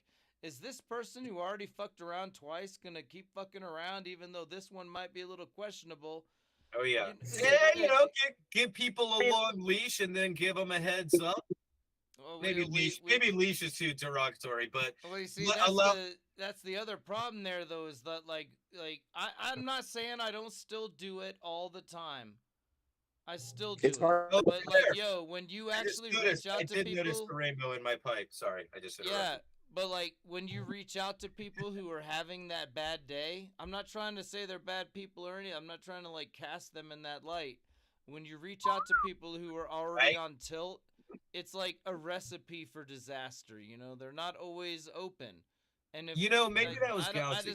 You're right. I'm just saying, I don't have the solution here. I do my best. I still reach out to these The people. solution is simple, my brother. It is patience and kindness. Because I will tell you, I had more than one person that hit me up with the kill yourself, or at least one person. I shouldn't say more than one. Yeah.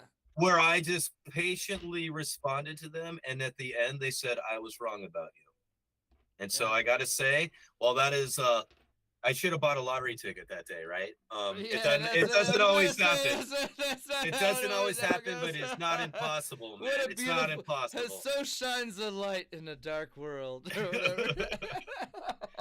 I appreciate you, brother. I appreciate the two of you. It's been enjoying to rap with you, Kai. Yeah, this was a great talk, man. Like, I didn't know what I wanted this show to kind of evolve to as we get into 2024, but we've done these like 2 episodes more recently, and the one thing that I've been sure about is that I absolutely don't want to do this anymore without the artist with us.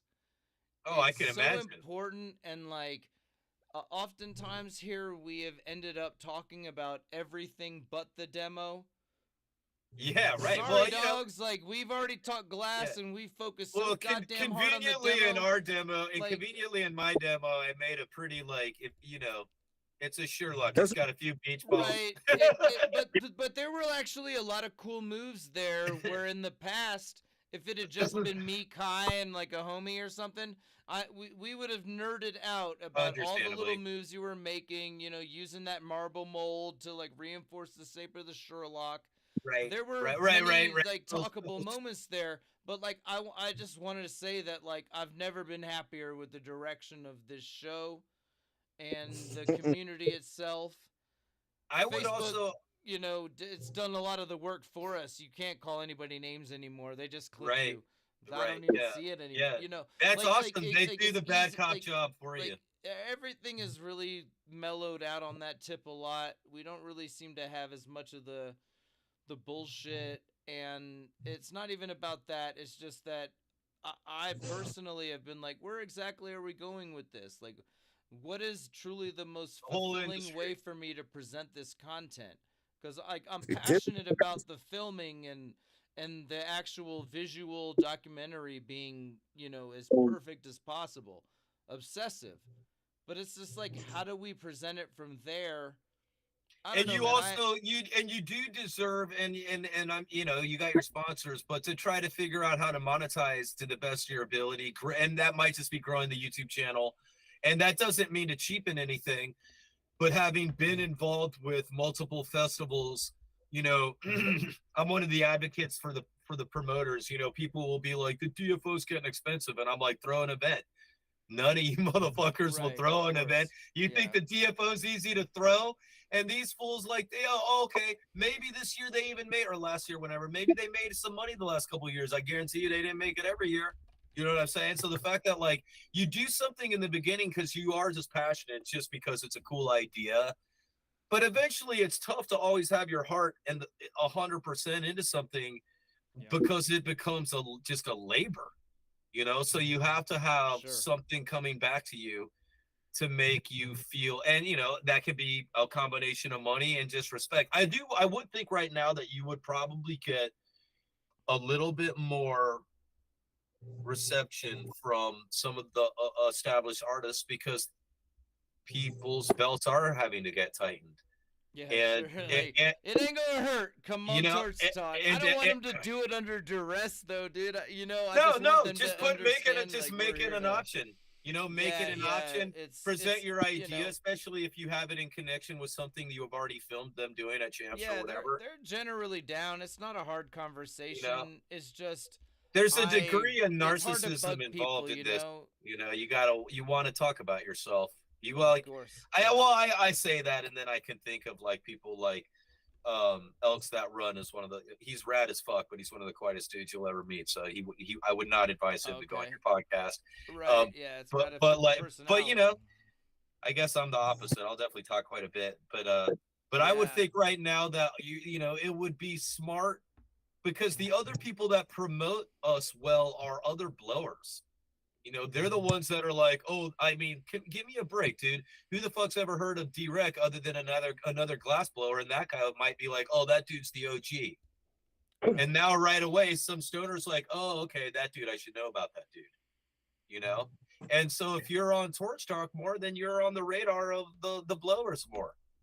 And if you're not a complete asshole, hopefully I wasn't. I don't think I was. No, they might be like, oh, that dude is actually pretty cool. Maybe I'll go give him a follow on Instagram, or like more of his shit, or just see what's up with that. Maybe I'm already following him and I haven't seen his shit in a while, and the algorithm will be like, oh, you look at this. Sure, some buddy. motherfuckers are checking this out. Yeah, I think Go ahead, Kai. Sorry, the algorithm's picking up all the curse words you're picking up, and it's like, right. Motherfucker, shit, this, that. Oh, yeah, they're like making my ads down to like adult toys or something now. You gotta coach me, man. I forget about YouTube. You can tell me no swear words, and I'll really. Dude, we curse all the time on here, man. Yeah, I was laughing when we were talking about dabbing Granny earlier, because there was one other like a side joke that I've had about her, and I've just been like, and it's even better joke now years later. It's just like, I've done like 800 shows, half of them really drunk. Never once an N-word, okay? Like, right, I don't have much like sympathy here. You know what I mean? Like, no, you cannot do that really, shit. I won't even say thankfully, because it's not even something I'm worried about doing online. It's definitely it's like, whoa. But at the same time, I will say, watching her drunk ass do that, I'm like, I'm not gonna drink. God, I'd hate to fucking think that I get drunk and then even start quoting dabbing Granny. Next thing I know, I'm drunk on Instagram Live, being like, remember when dabbing Granny said, boom. And that's all like they need in like 3 years, though, for like the AI to make a full-on Mike Mason deep fake doing a dabbing Granny rant. Exactly. You know what I mean? Like, it's gonna be terrible. Like, trust me, guys. We're I promise. in for some weird shit, aren't we? Like, I don't even want to know. Like, I've seen some deep fake stuff already where I'm like, whoa, because people believe it. I'm over here like, well, that's impossible. I won't get into it. It's political nonsense. But then it's like, then I look at the comments and I'm like, oh shit. Yeah, right. I mean, people really believe that this politician said we need to send a scientist to the sun. You really think they said that? You know what I mean? I'm like, what? No. I just gotta like get ahead of it and make some insane videos. Like I'll do it myself, and then like be like, guys, can you believe this deep fake? This is crazy. I just want to get out ahead of this and say that some hater is really trying to portray me this way, but really it was me, with the green screen. And being but the confusion will always be there. The deniability will never be undeniable. I know. I'm telling you, man, it's gonna happen to politicians first, where it's like critically perfect. Do you know what I mean? They're like 99% of the way. We're already it's nuts. Tom Cruise soon's going to be telling us, like, guys, they were doing that to me since that shit on Oprah. It was crazy. Exactly. I never jumped on the couch. What? I'm all bitter because I'm like, dude, I'm going to be old when all this shit goes insane. I guess all the old people feel that way. But I'm like, couldn't I have just had the 90s, but when I was in my 80s, It seemed relatively. Careful what you wish for, buddy. I feel like we enjoyed this like golden age where there were not. Have we experienced peak civilization? Was the Matrix right? It happened in '99, and it's just gonna get weirder and weirder and weirder from now on. But you know what? I have no kids, so I get to watch the movie and be entertained by it, and hopefully keep my head enough above water that I'm like and feel like I'm swimming for fun and not swimming to stay alive. Oh yeah. All right, guys. I did just pick a final winner for our 5th giveaway of the night. Yeah, huge shout outs to everybody in chat. You're not getting this coin, but when I did this pull before with the citrine and the gold ruby, beautiful UV reactive on the citrine. I was so happy. I just thought it was such a pretty fucking combo, and how I actually had the homie Josh Arleth polish up some coins, so that's why I have this one right here that I've kept for myself. This fatty boy coin of this, but it's like this pull is like the 2023 version that is virtually identical. A very limited amount of this will hit the shop because I've got some cane.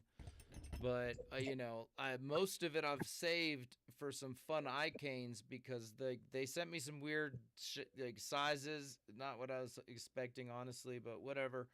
Um, so I actually set most of those pulls aside. There's going to be a dragon eye with gold ruby that's fumed, so it'll be gold ruby, but have all the like the cellular definition. In any event, we just picked the number. It was 216. Let me figure out who the winner is here. I see my boy, my motherfucking boy, man. I love you, buddy. Robert Data. It's my Robert fucking homie. Data. The 214. Did anybody else come closer? I think that's him, man. I think you got a package coming, homie.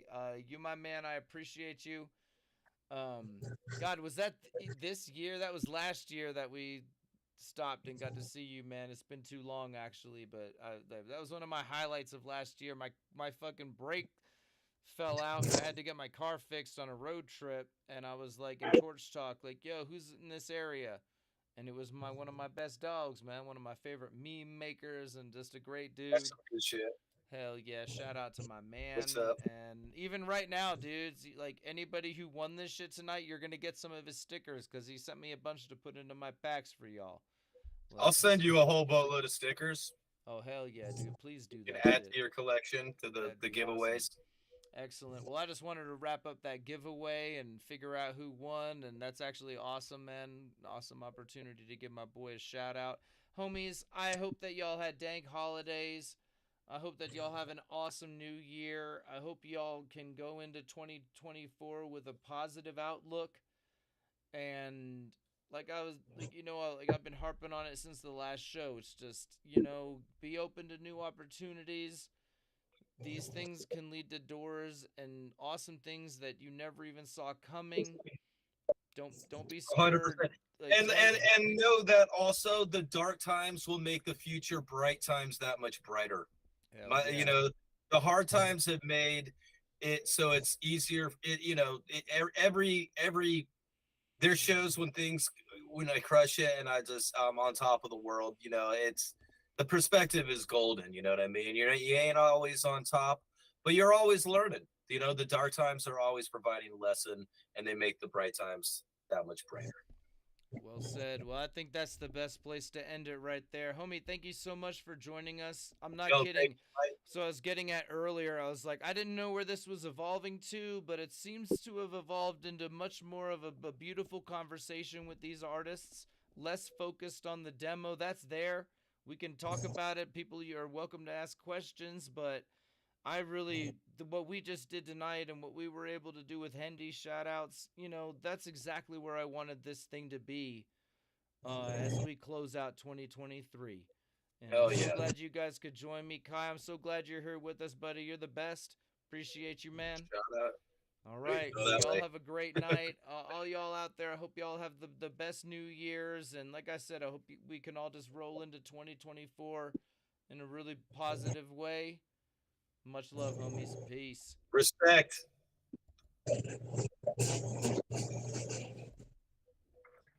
Peace.